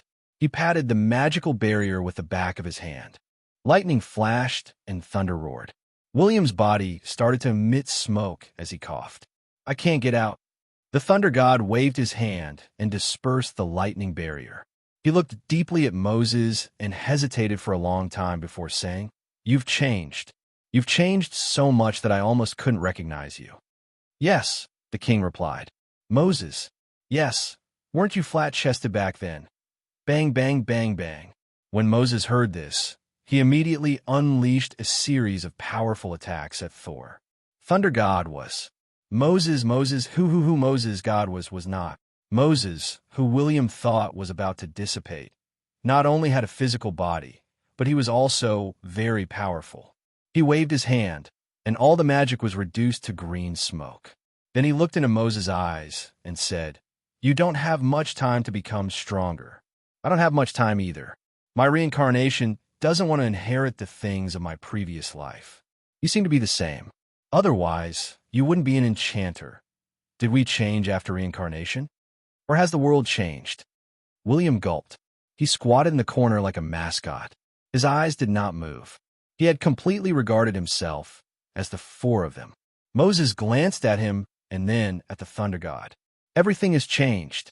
Perhaps there are still gods who want to return to the past, but it's impossible. Today, the intelligent races have found a new path. Become a god or become a sage. Which path will lead to further progress? Using the power of faith or relying on one's own power? No one can be sure, but I choose not to become a god. I want to take another path." Moses' words not only caused the thunder god to fall into a state of confusion, but it also caused William to widen his eyes in bewilderment. Gosh, this is the information of a god. It's no wonder that some reincarnations of gods don't even look for the relics of their previous lives. They intend to become sages instead of taking the old path of becoming a god. Information from William's previous life flashed in his mind. He suddenly had many thoughts in his mind. But at this moment, the thunder god's eyes suddenly lit up, and he regained his cold and arrogant demeanor. He looked at Moses and sneered. "Have you forgotten who you were in the past? We are the gods. The path of becoming a god is the strongest path. Without a god, how dare you claim to be on par with the gods? I can tell you now, and this useless person of mine in this life, if you don't take the path of becoming a god, you will definitely die. Whatever you say." Moses did not want to argue with an old antique. The world had changed. The seemingly easy path of becoming a god was no longer as easy as before. The living beings of this era were no longer as ignorant as before. They were no longer fools who would kneel down and submit to those who could fly in the sky and burrow into the ground. Although they would still submit to the strong, their chaotic thoughts had caused their beliefs to not be as pure as before. Moreover, in Moses' eyes, the new path of becoming a sage was much stronger than the path of becoming a god that relied on beliefs. It was a pity that the thunder god was also stubborn. He narrowed his eyes and ignored Moses and William. He suddenly raised his hand. At that moment, the heavens and earth were turned upside down. The palace hall above his head and the soil that was hundreds of meters thick suddenly exploded. They were instantly turned into dust by the high-temperature thunder liquid. The clear sky appeared above William's head. He was dumbfounded. You said that the sages are very strong. Then I'll give it a try. At this point, Thunder God suddenly closed his eyes. When he opened them again, Thunder God's expression changed. One of the youths in the radiant temple suddenly froze, and his expression instantly turned unsightly. Damn, you came looking for me after you survived. Are there no more sages in the southern region? Is there a need to go so far just to try? What's the matter? The deputy temple lord of the Temple of Light glanced at the young supreme pontiff. Didn't the supreme pontiff claim that he was the best in the world? What was the matter? Was he taking revenge? TSK, TSK. That was satisfying. But who is alive now? Tell me. The supreme pontiff looked at the deputy temple lord and proudly raised his head. If I don't beat him up, I'll let you be the supreme pontiff. All right. I've waited for more than 1,000 years. The deputy temple lord rubbed his hands and almost swallowed his saliva. In a short period of time, the thunder god sensed the supreme pontiff of light. Among all the sages in the legendary continent, the supreme pontiff's aura was the strongest. He never concealed his aura. If the legendary continent was like a pitch-black map, the aura of some experts would be like spots of light. Only the supreme pontiff of light's aura was like a huge sundae. It was not that there were no other sages. They would not be so ostentatious, especially the sages of the southern region. When they sensed the supreme pontiff of light's resurrection, they almost sealed themselves in the eyes of the thunder god. The supreme pontiff of light's actions were either pretentious or impressive. But no matter what, the thunder god wanted to defeat the supreme pontiff. Otherwise, he would send the supreme pontiff to a higher level. Otherwise, in the future, there would not be any mortals who could interest the cowards in the god's continent. In the next second, he shot into the sky like a cannonball. Accompanied by rolling thunder, he transformed into a bolt of lightning and disappeared into the horizon. He was so fast that no one could see his figure in half a second. Only a bolt of lightning could be seen in the sky. William was stunned. The corners of his mouth twitched. Where is he going? He's a god, Moses muttered. What do you mean? He's proving that he's a god. I know. You want to use his actions to tell everyone that God is the owner of the god's continent, or to create an opponent for the other gods. Moses frowned. He could not understand the silly thunder god, but he did not want to think too much. His figure disappeared, and no one knew where he went. Subsequently, a large number of footsteps could be heard. Hundreds of guards rushed into the thunder god palace. They looked at the dumbfounded Lord William, and then at the empty sky. They did not know what to say. At this moment, in the sky above the Temple of Light, there was a deafening roar. The elderly deputy temple lord had activated the barrier of the temple. Countless temple knights, pastors, and various experts were providing energy to the temple to ensure that the barrier would not be damaged. In the next second, a figure crashed into the entrance of the temple like a meteorite. Rumbling airwaves spread for tens of thousands of meters. The ground was cracking and collapsing. But that person transformed into a ray of light at an even faster speed and flew towards the lightning in the sky. The two collided. Countless spatial cracks appeared in the sky above the temple. The deafening sound was as if the world was about to be destroyed. The energy waves surged out and collided with the barrier, causing it to rumble. Many of the temple's professionals were already numb to this scene. Many of the foreign forces were now worried that they might die here if they were not careful. Some of the legendary messengers from the three empires looked for the deputy temple lord and said, "Help! Go! Go to hell! Are all the saints in your family blind? Why don't they come?" The deputy temple lord's mouth twitched. That was a lord. I'm just a minor saint with average talent, average potential, and a trashy bloodline. I'm so old now, and my arms and legs are useless. How dare you ask an old man like me to go and fight? The legendary warriors were speechless because this was the first time they had seen a deity. This was especially true for gods who went all out and didn't waste any time talking nonsense. But that person was covered in lightning. If there was no accident, he should be the god of thunder. F***CK, a living Lord God? What was even more shocking was that, after the Supreme Pontiff of Light was defeated, for some reason, he suddenly exploded with unimaginable combat power. With just one punch, he cracked the sky, scattered the clouds, and forced the god of thunder back tens of thousands of meters. Another punch. The god of thunder was sent flying again, and the god of thunder, who was also a little angry, struck down with thousands of lightning bolts. It was like the god of destruction. But after the Supreme Pontiff of Light took a deep breath and punched for the third time, everyone in the shrine closed their eyes because that dazzling light made it impossible for them to look at it directly.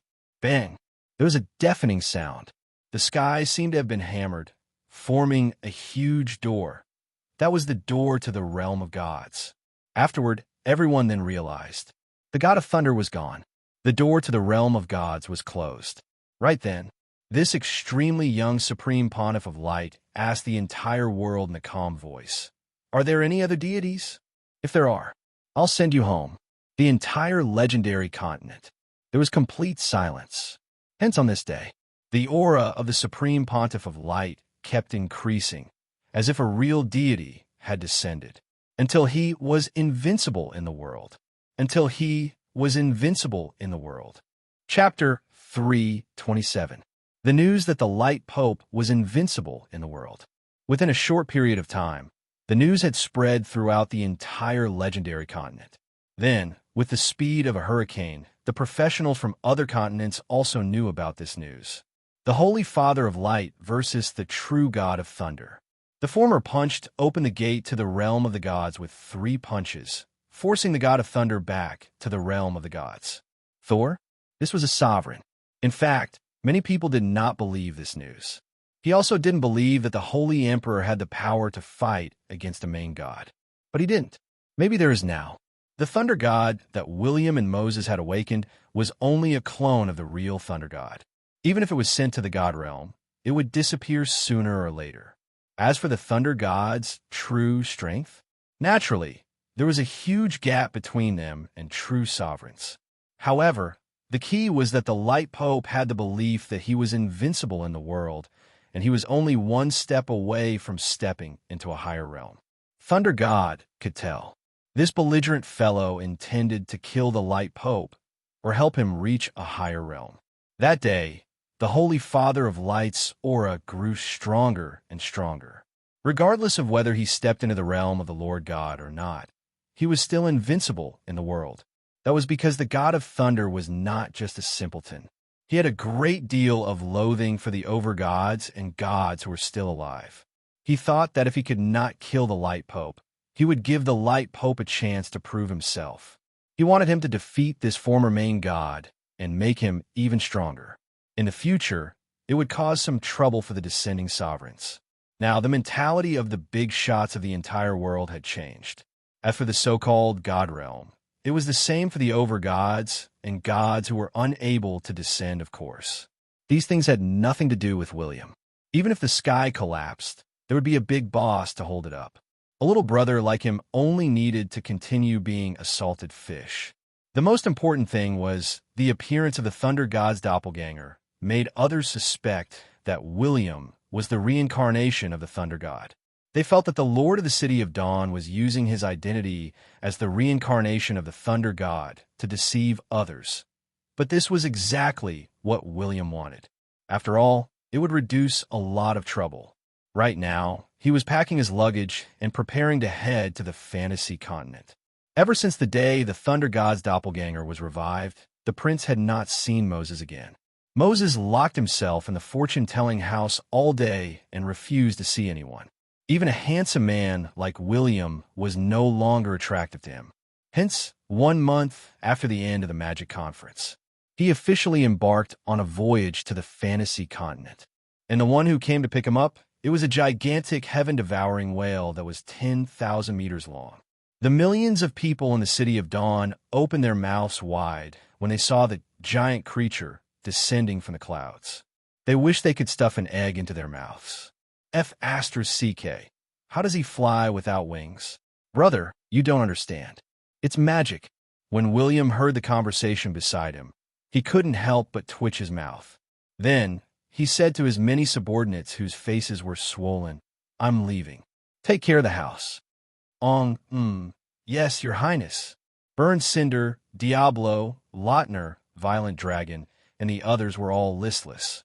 There was no other way. After William got a new pair of eyes, he gathered his subordinates and arrogantly told them that everyone present was trash. Hence, he defeated everyone with a one-on-one duel. Most of the legendary and epic bosses in the City of Dawn admitted defeat, but their tones were a little unfriendly. After all, they had been beaten black and blue. How could they be in a good mood? My lord, take care. When you return, let's have a one-on-one duel, okay? Burn Cinder hurriedly nodded. Yes, yes, yes. Next time, let's have a one-on-one duel. William raised his eyebrows. Up to you, Lord of the City of Dawn. Why aren't you coming up? Someone was getting impatient. William lifted his head and glanced at the Temple Knight. Then, he bade farewell to the City of Dawn and flew into the mouth of the heaven-devouring whale. He entered the whale. It was as if he had arrived at a beautiful town. There were many humans living there. This was not the real stomach of the heaven-devouring whale. It was an alternate dimension in the stomach of the heaven-devouring whale. William scanned the people on the street. Among them, there were people wearing white uniforms. They were the service personnel who were here to maintain the operation of this alternate dimension. The white uniforms had shields and swords embroidered on them. This meant that they belonged to the Temple of Light. It also meant that the heaven-devouring whale was owned by the Temple of Light. As for the other professionals, there were those who had gone to the fantasy continent. They were the champions of the Magic Conference of the North, South, East, and West regions. In addition, there were the four major powers, the three empires, the three elven kingdoms, the seven dwarf kingdoms, and the human kingdoms. Without a doubt, originally, ordinary professionals would not have the chance to go to the fantasy continent. However, the Magic Conference gave professionals like William a chance to stand out. However, the major powers would also send their top professionals to participate in the Magic Conference. As for who would emerge victorious, it would depend on their own opportunities. There are so many legendary professionals. William was in his house. He thought of some of the professionals he had just seen. Many of them had great potential in his previous life. Some of them were disgusted with him. But in this era, appearance was everything. There were many talented professionals who could not help but have a good impression of William. They used to think that William was a cheater. He had not won the Southern Region Championship, but he had insisted on getting a spot. But now, many people had a good impression of William at first glance. They felt that the handsome Lord of the City of Dawn should not be a weak person who needed to resort to tricks. It could not be helped. Look for the truth. A few talented ladies had a good impression of him. They looked at him as if they were looking for a mate. However, only the professionals from the Temple of Light, the Mercenary Guild, the Human Empires, and the three Elven Kingdoms were interested in him. The professionals from the Magic Sanctuary, the Palace of Darkness, and the Dwarf Kingdom were not interested in him. Some of them even hated him. But even so, William did not stand on ceremony. During the short 7-day journey, he had started to have friendly relations with some talented professionals who he liked. He had a good impression of him. In just 2 or 3 days, he had become friends with a bunch of scoundrels. When he was close to the fantasy continent, he had formed a brotherly relationship with some people. It could not be helped. His endowment was awesome. Of course, William knew that these arrogant legendary bosses were the seeded players of the major forces. He would not be able to subdue them, but he understood that the more friends he had, the fewer enemies he would have. But as long as he had friendly relations with enough people, he could negotiate with them regarding the City of Dawn's business dealings and military alliances. With the foundation that he had laid earlier, it would be much more convenient for him to do things in the future. The Deputy Palace Lord of the Brilliance Palace, Ursula, who was in charge of this mission, was also a little surprised when he saw that William, in a short period of time, had integrated into this small circle that only super geniuses and top forces could enter. That was right. This time, there was only one saint leading the team, and that was the second in command of the Temple of Light for 8,000 years. He had been the Deputy Temple Master for 8,000 years, had outlasted 2 Light Popes, and was planning to outlast the 3rd Pope, Ursula. What was going on in the fantasy continent? Many people could not explain it clearly. On this day, William and the others left the mouth of the colossal whale and landed on its back. The huge whale descended from the clouds until it slowly landed on the surface of the sea. Many geniuses could not help but look around. The sea, the blue sea, they could not see the end of it. There was no fantasy continent here. But no one asked, because the fantasy continent did not exist in the real world. This continent had disappeared from the gods' world. But the entry point was somewhere in the endless sea. Ursula glanced at the group of quiet fellows and gently waved his hand. Boom! A huge magic formation appeared out of thin air on the back of the colossal whale. Unimaginable magic was boiling. Even the air had become scorching hot. Countless magic runes spun in the air. They spun faster and faster, until the magic runes formed some kind of buzzing sound. Crack! It was as if they had reached a resonance. These rapidly spinning magic runes were connected to the door of the fantasy continent. William and the others looked over. Many people gasped. A palace in the clouds? Is this a trick of the Serafkins' sky city? There are so many palaces. It's like an endless mountain range. How many magical stones will be needed to build this? Why don't I see a palace? I see a graveyard. Someone frowned. The graveyard in front of them was pitch black. There were mantis shrimps that were tens of meters long flying around. They were not to be trifled with. Ursula glanced at everyone and said in a deep voice, Everyone will see a different scene. Everyone has different opportunities. Be careful of everything in front of you. Remember, places with light mean that it's safe. Dark places mean that it's dangerous. Go in. How do we get out? 10 days later, a light door will appear at the place where you entered. They can come out from there. What if we can't come out?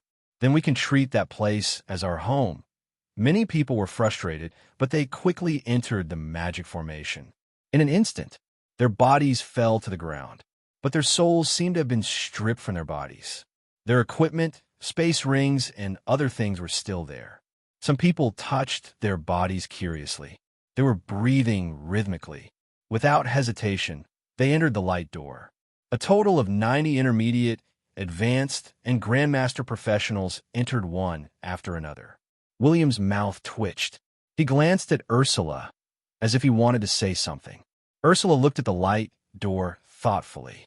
In the next second, Ursula almost laughed out loud, but he pretended not to know and said, Why aren't you going in? Boss, can you tell me why I'm seeing a battlefield? They're even fighting. William was a little confused. Even if there were dangers in the places that others saw, it was not so exaggerated. But what he saw was a battlefield that was in progress. It was a super battlefield with millions of creatures. There were huge monsters that were tens of meters tall and hundreds of meters everywhere. There were all kinds of unconventional weapons. It was super dreamy. Ganlin Yang, are you kidding me? He remembered that the good and evil creatures in the fantasy continent would not easily start a war. Was he that lucky? Ursula was expressionless. The greater the danger, the greater the reward. It's up to you whether you want to enter or not. If you don't, I'll close the door. Enter. William took a deep breath. He had 10 lives. It did not make sense that he would die so tragically. When he entered the magic formation, his physical body also left. His soul body instantly summoned rune equipment and plunged into it. Until this moment, Ursula waved his hand and closed the door.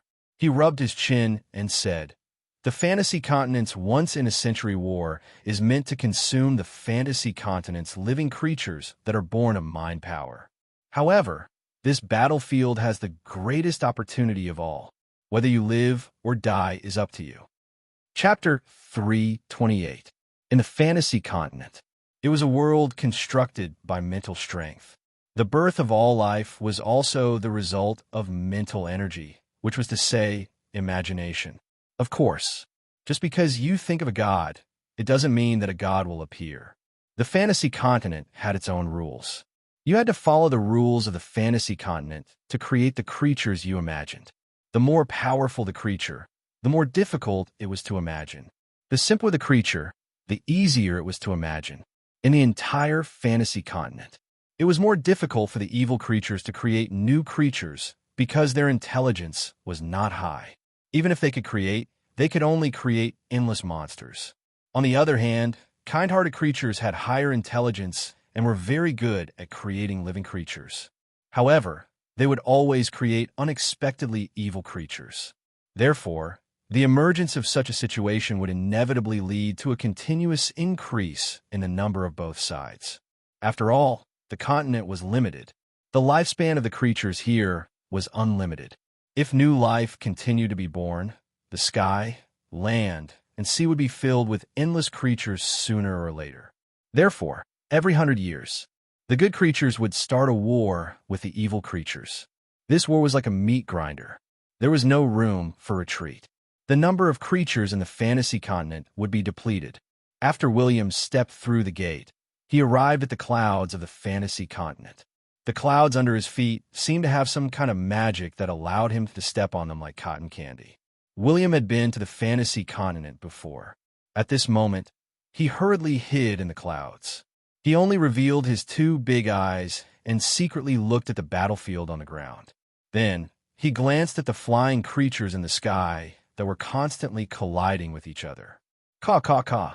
Tens of thousands of white pigeons, the size of a palm, suddenly flew from the sky. They charged at a flying monster that was 100 meters long.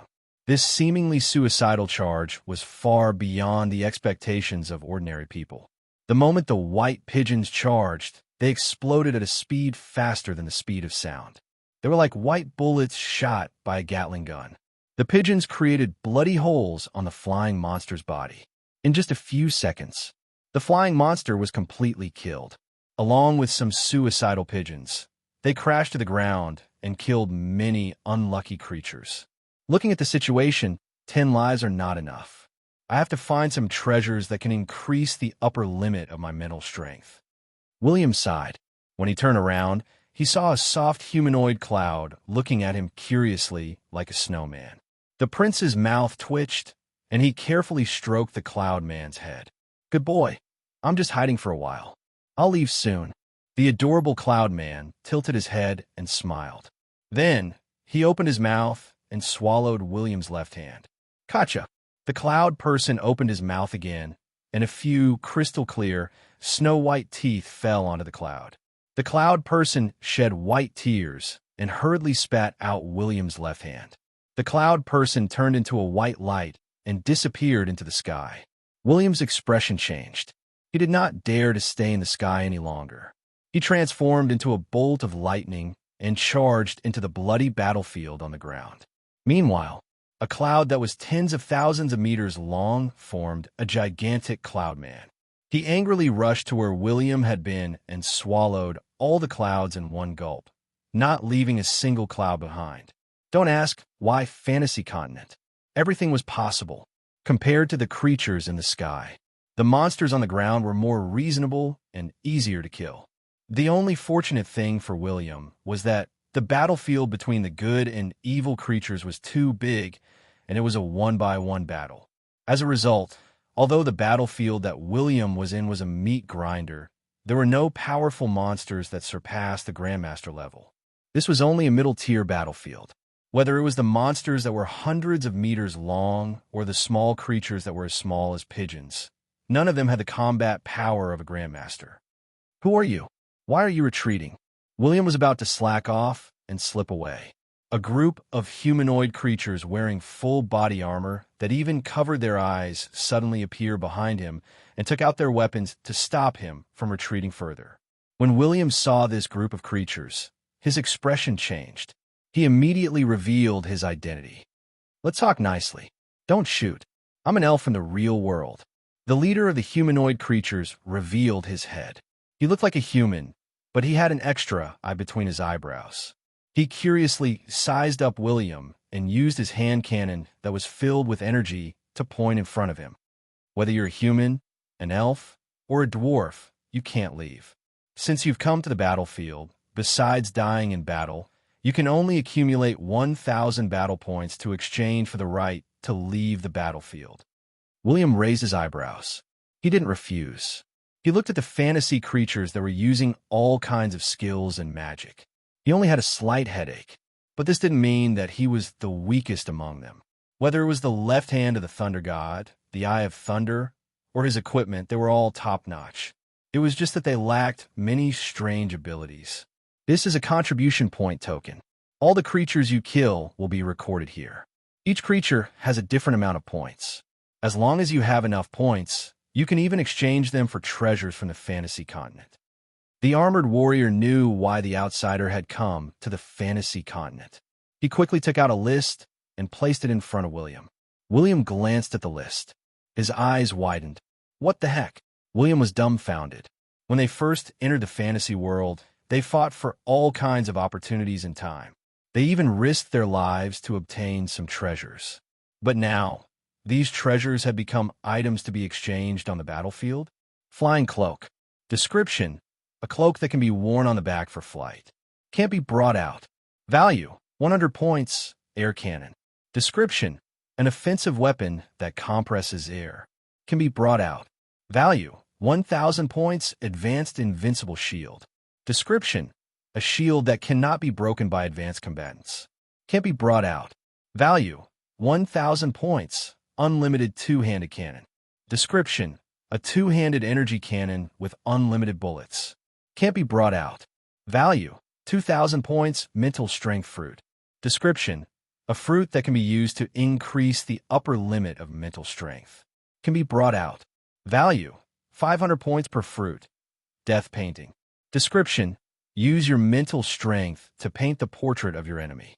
If used on a professional of the same level, there is an 80% chance of death. Can't be brought out. Value: 3,000 points. Fatal shot. Description: as long as the enemy is hit, the enemy will definitely die. Can't be brought out. Value: for 1,000 points. Fruit of life. Description: a precious fruit that can be used to increase one's lifespan. Can be brought out. Value: 5,000 points. When William saw the exchange list, he felt like he was about to go blind. There were too many good items. As for the introduction of the equipment, there was only a brief mention of it. The other limitations were not mentioned. But he did not mention the abnormal karma weapons and deadly weapons because he could not bring them out.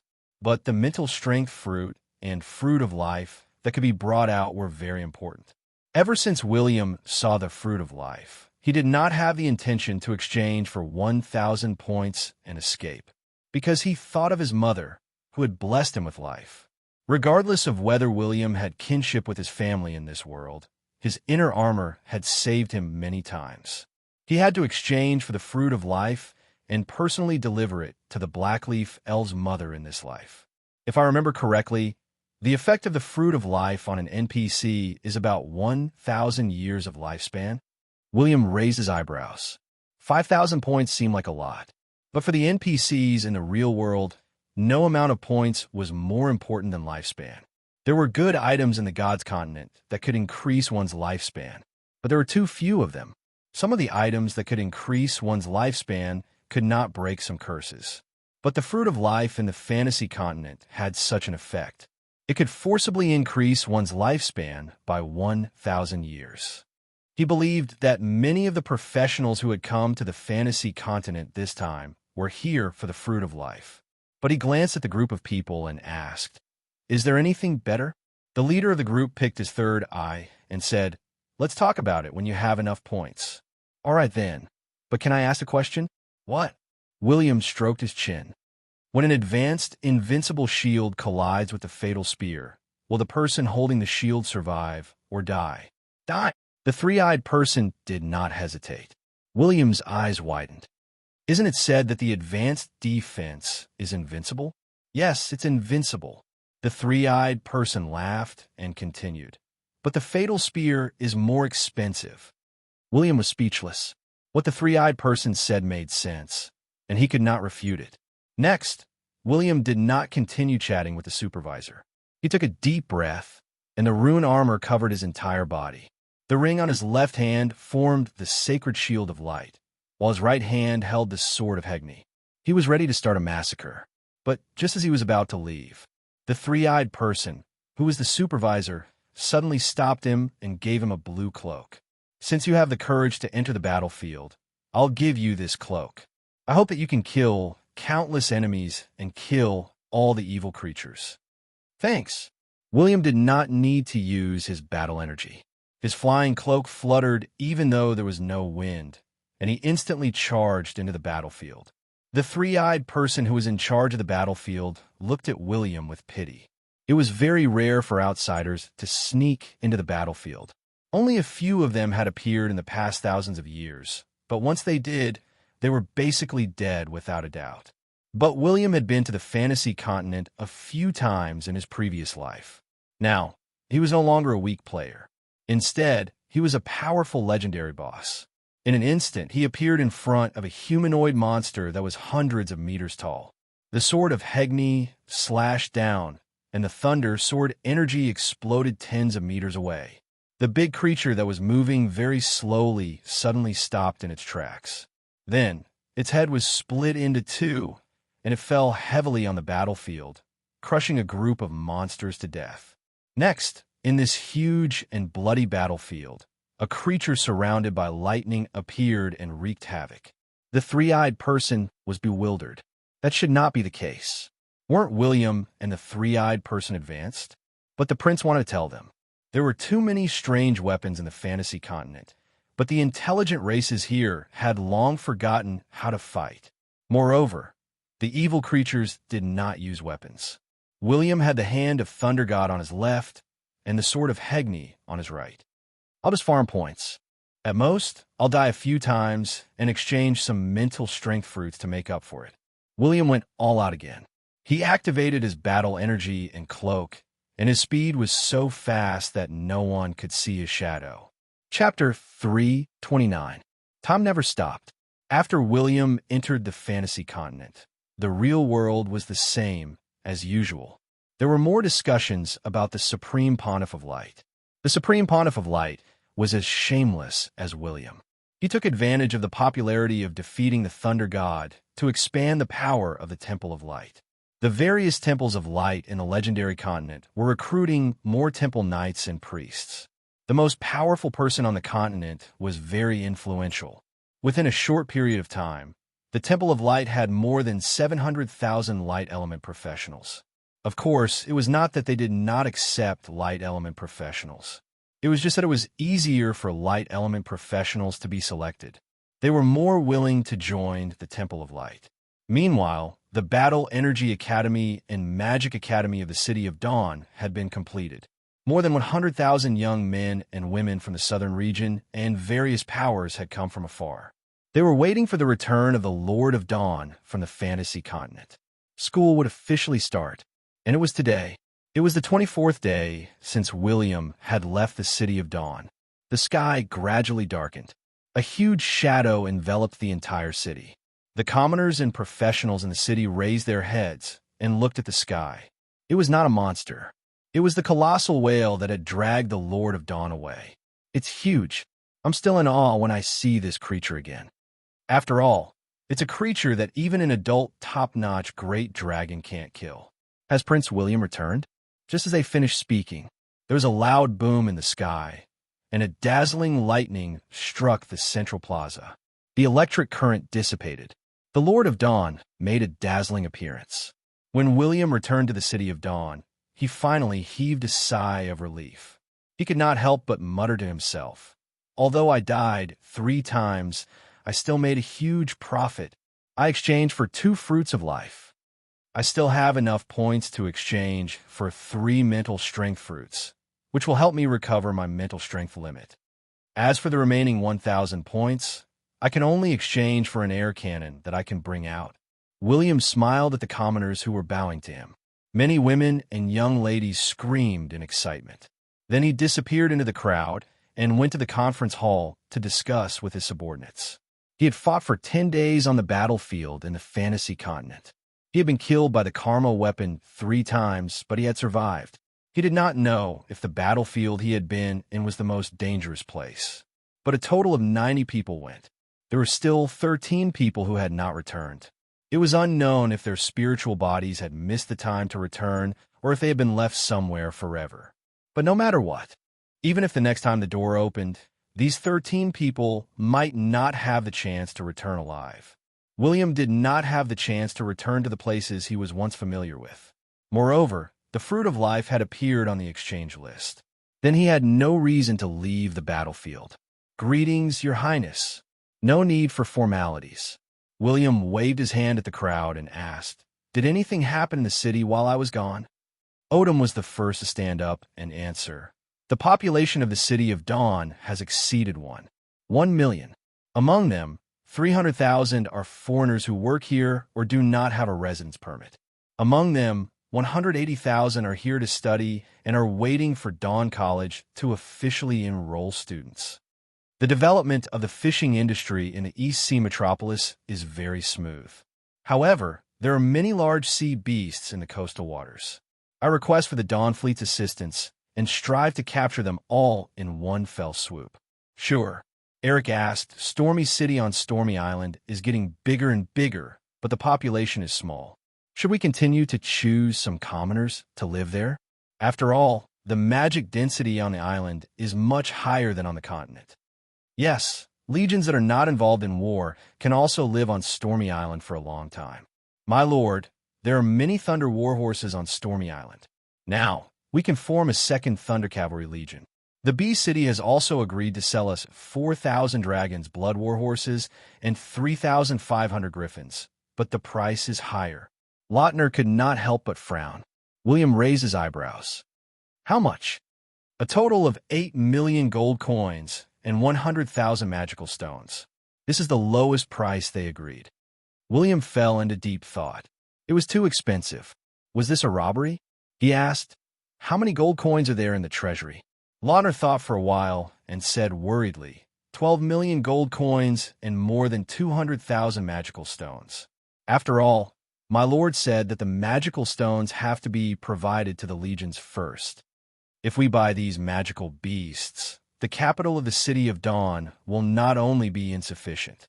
The magical stones that the legions need will also be insufficient. While the others were hesitating, William waved his hand. "This is a golden opportunity. Even if we don't buy the magical beasts from the Bee City, the other kingdoms and empires will buy them. Send a message to them immediately. We will buy them. But the capital shortage, don't worry. I made a huge profit on this trip." William narrowed his eyes. He had exchanged for 2 fruits of life. Fruit of life, quality, legendary, origin, fantasy continent. Effect, 4-dimensional attributes plus 30. Effect, intelligence plus 20. Effect, lifespan plus 1,000 years. Effect, forcefully dispel all malicious curses on the body. Effect, recovers all injuries at an extremely fast speed and can regrow severed limbs. Effect, health plus 3,000 points. What was this called? It was a super divine item. The effect of the fruit of life could even dispel the curses of the gods. To some powerful professionals who had provoked the gods, it was a divine item. In particular, the effect of forcefully increasing lifespan by 1,000 years was most suitable for creatures who had reached the limit of their lifespan. For example, William's mother, Alice, had definitely used the life potion, but it was probably unable to increase her lifespan. Alice had used the life potion on William, but it was an eternal curse on her.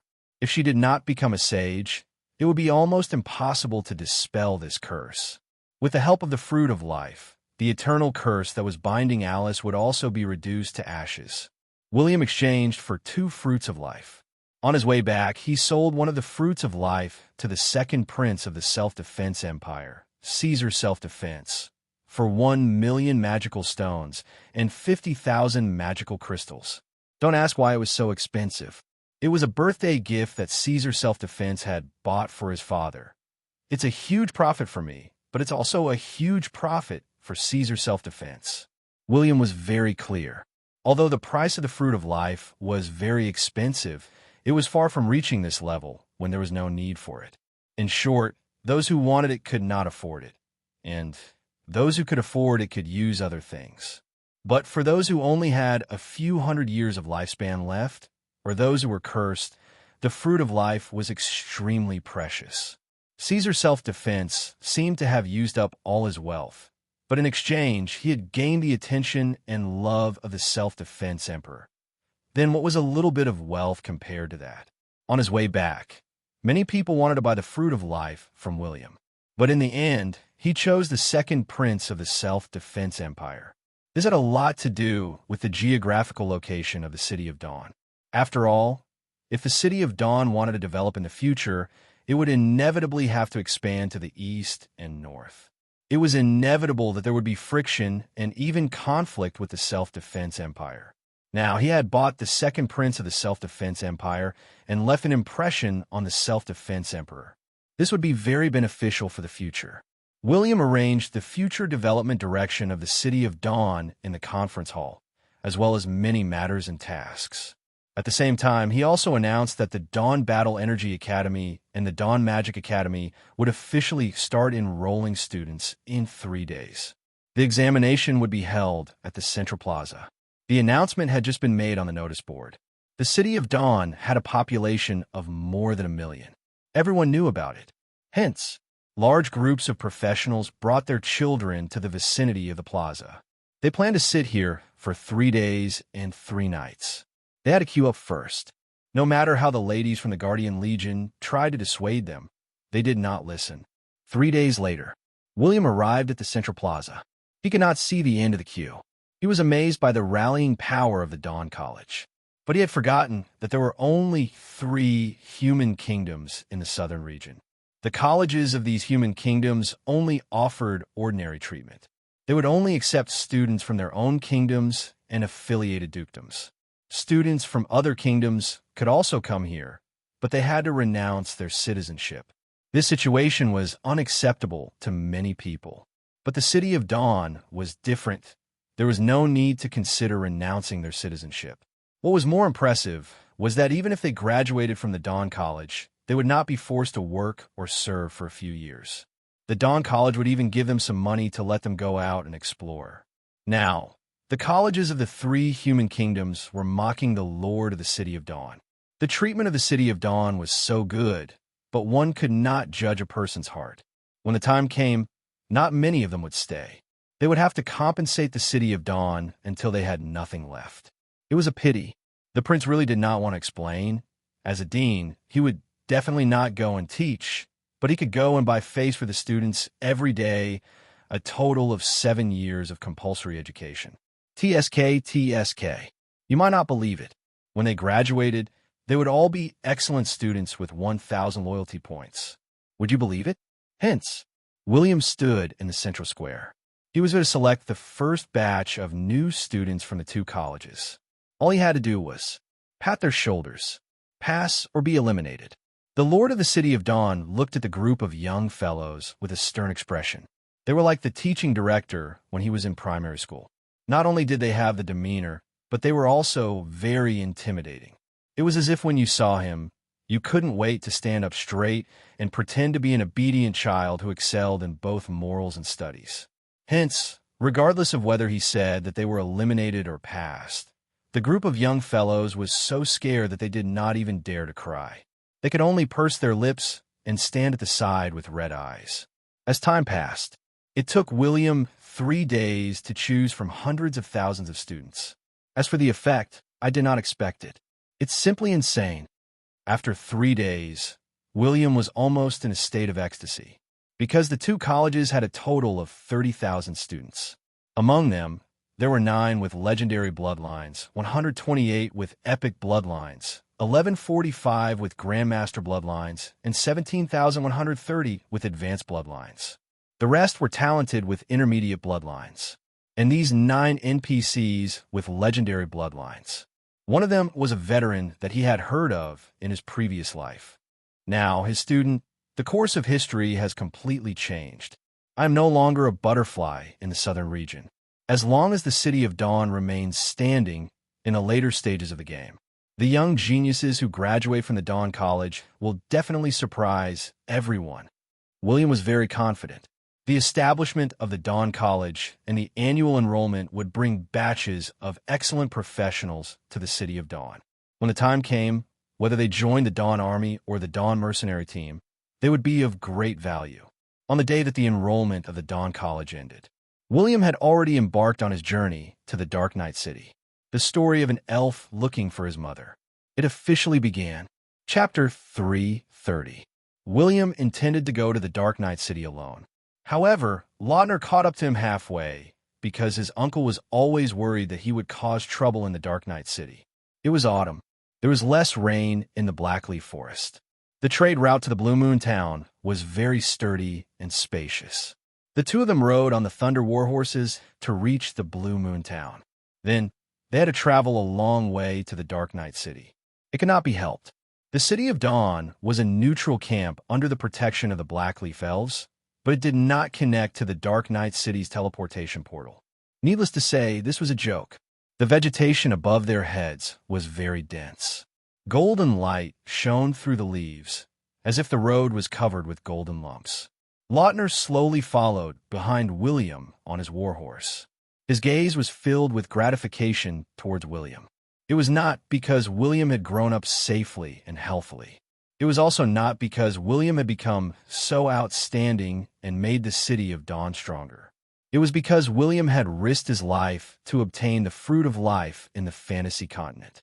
After returning to the City of Dawn, he had to rush to the Dark Knight City to personally deliver it to his mother. I have to say, little William is finally like an adult. He knows how to take care of his mother. Lautner sighed in his heart. Whether it was humans, elves, dwarves, or even some animals, when a new life was born, the mother would give a lot. And those little lives would continue to ask for more. Even when they grew from babies to children, young adults, and even adults, most parents would not reject their children's requests. But how many people would give their good things to their parents when they had just reached adulthood? Lautner only gradually understood this principle when he was in his 30s. Elves matured later. As for William, he was only 19 years old. He was still a child. As his uncle, he did not expect William to mature so much earlier than him. When we reach the Dark Knight City, if anything happens, it's best. William waved his hand without turning his head. I won't kill anyone. I won't beat anyone up either. William's words made Lautner choke. But William was right. He was an elven prince. As long as he did not kill anyone, no one would do anything to him. Are you ready? Lautner asked. William glanced at his message panel and asked, what can I do if I'm not prepared? I'm sure there are many people who dislike me. Right now, he had finally reached level 100. The advancement quest wasn't too difficult either. He didn't have to kill a guru-level professional, but he had to hold on for more than 10 minutes in the hands of a guru-level professional who was hostile to him. The prince could not help but smile. It's only 10 minutes. It's too easy for me now. Advanced and Master. The former belonged to professionals who had just learned how to fly. The latter had the title of Jedi Warrior. The difference between the two was huge. At least for most professionals, it was impossible for them to challenge someone of a higher rank. Of course, William still had some confidence. For example, he could definitely beat up an inferior Merman Grandmaster. However, an inferior Merman Grandmaster was already a rare species. Other than some large inferior Merman tribes, it was impossible to find one under normal circumstances. The two of them chatted with each other. With the speed of the Thunder Warhorse, they soon arrived at the new Blue Moon Town. The two of them didn't meet anyone familiar here. After a short rest, William began his first journey into the Blackleaf Forest. As the name suggested, the deeper they went into the Blackleaf Forest, the greater the changes in the forest. There were many kinds of trees and flowers on the periphery of the forest. But after entering the Blackleaf Forest, 80% of the trees inside had become black iron trees. This kind of tree was pitch black, and its tender leaves were green. But when the leaves were fully opened, they would also become as black as ink. The seedling of the black iron tree is a blue quality material. The highest quality is legendary. All the black iron trees are the property of the Blackleaf Elves. William grinned. The Blackleaf Elves were rich, but the Blackleaf Elves didn't have this name in the beginning. They could have been called Twilight Elves. It represented the light of dawn, the newborn sun, the light of hope, and many other elegant names. But when the humans dominated the continent, the Twilight Elves left the continent and returned to the Blackleaf Forest for the humiliation. So they completely changed their names. So the surname Blackleaf was not a good thing for the Blackleaf royal family. It was a humiliation. But from this point of view, the royal family of the Blackleaf Elves changed their surname. It was enough to show that the Elven King had the determination and courage to return to the Blackleaf Forest. But, although the Blackleaf Elves were constantly reproducing and growing, the Blackleaf Elves, who rarely fought, had long lost their original bravery. They were in a situation similar to the Moonlight Elves. Yes, only the Snow Elves were more reckless in the legendary continent. Especially some members of the royal family of the Blackleaf Elves, who were still immersed in the glory of their ancestors. These young princes and princesses had noble blood flowing in their veins. They were born with legendary and epic talents. They didn't need to think about equipment, money, food, or any other material things. Now, they only cared about which musical instrument was more elegant and suitable for themselves. They would drink the most precious magic spring water every day to warm their throats, hoping that they could sing better. They were proficient in the four arts. Even if they cultivated battle energy and magic, they were also outstanding. At most, they lacked battle experience and a little murderous. They were the elegant, noble, and perfect spokesman that the wandering poets in the human empires praised. That was right. In the eyes of many humans, they were the perfect elves. As they had the royal blood of the elven royal family, they couldn't tolerate William, the child of a human and an elf. Perhaps many old royal elves didn't care about William's bloodline because they were already very mature. But many princes and princesses who were of the same generation as William were full of contempt and disdain for William's bloodline. Even many royal elves felt that William should not have appeared in this world. They should have killed him back then. They didn't want to dirty the noble bloodline of the Blackleaf royal family. So, William's trip to the Dark Knight City was very complicated. It would even make him very embarrassed. This was also the main reason why Lautner strongly urged him to follow. He was afraid that William, who had exaggerated battle skills, would be angry and kill a prince. Then it would be big trouble. And in this internal strife of the family, the current lord of the City of Dawn couldn't rely on others. He could only rely on himself. He didn't just simply send the fruit of life. William also needed to clear his name. He needed to clear the name of his mother, who had suffered all kinds of complaints, strange looks, and humiliation. He thought about it a lot. Along the way, William was thinking about how to solve these problems. Show his face. Logically speaking, it was possible. But if everything depended on one's endowment, was the left hand of the thunder god used to give the middle finger? Just because you're elves and you're still kids after all these years, I have to put up with you? One word. That was it. If the princes and princesses of the same generation dared to say something obscene, they would beat him up. This was William's solution.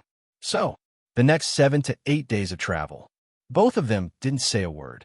They seemed to be immersed in their own thoughts. Along the way, they met many elves, it had to be said.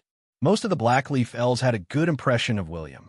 At least in the periphery of the Blackleaf Forest, the City of Dawn had never embarrassed the Blackleaf elves, especially since William had recently obtained a lot of glory.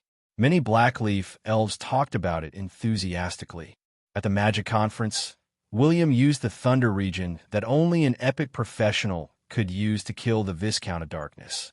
William was suspected to be the reincarnation of the Thunder God. This became a hot topic among the elves in the Dark Knight City. Just as they were about to reach the Dark Knight City, William and Lautner encountered a team of elven cavalry that was stained with blood. There were more than 100 of them. The leader was a grandmaster, while the rest were advanced. Just as this group of people was about to leave after sizing them up, a voice suddenly rang out. However, Lautner couldn't help but speed up and stop the dejected grandmaster elf. "Commander, how did you become a cavalry captain?" Upon hearing this, the other elven warriors stopped in their tracks. And split into small teams in an orderly manner, spreading out to patrol the sides.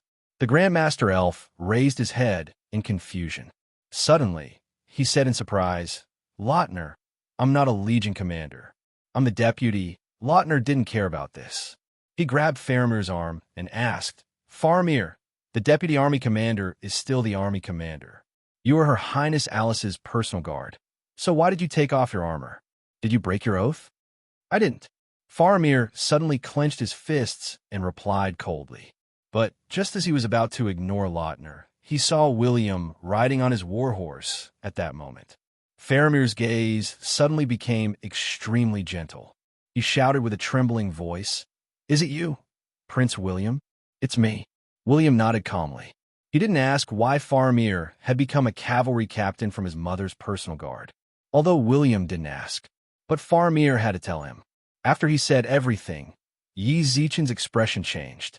William's expressionless gaze gradually became cold. "Your Highness, we're useless. We can't protect Princess Alice. But don't be impulsive." When Faramir saw William's expression, he quickly dismounted and almost knelt on one knee in front of William. Fortunately, William's reaction wasn't slow. He quickly stopped Faramir and said, "Don't worry, I won't go overboard in the Dark Knight's city." That's good, that's good. If the other princes and princesses say anything unpleasant, just pretend that you didn't hear them." Faramir heaved a sigh of relief. He thought that the matter was over. However, Lautner rolled his eyes in response. "D***MN. You just don't understand our dear, handsome, charming little prince who has an insane combat ability. He wasn't going overboard. He was sure that he could beat up those fellows who had insulted his mother so badly that even their own mothers wouldn't recognize them." Subsequently, William suddenly asked, "Are there any epic professionals in my generation?" Faramir didn't understand. He smiled bitterly and said, "It's not that easy to become an epic expert. Even the most talented princes and princesses are only grandmaster professionals." "All right, Faramir, go and report your mission." William patted Faramir's shoulder and didn't say anything else. Faramir took a deep look at William. Then, he quickly rode to the Dark Knight City to report his mission. He had to make time. He had to find his other brothers who had been separated to protect the little prince who had come to the Dark Knight City. William narrowed his eyes. It wasn't a problem of beating people up. It was a problem of using the sword of Hex to slash people, or using the left hand of the Thunder God to hit people's faces.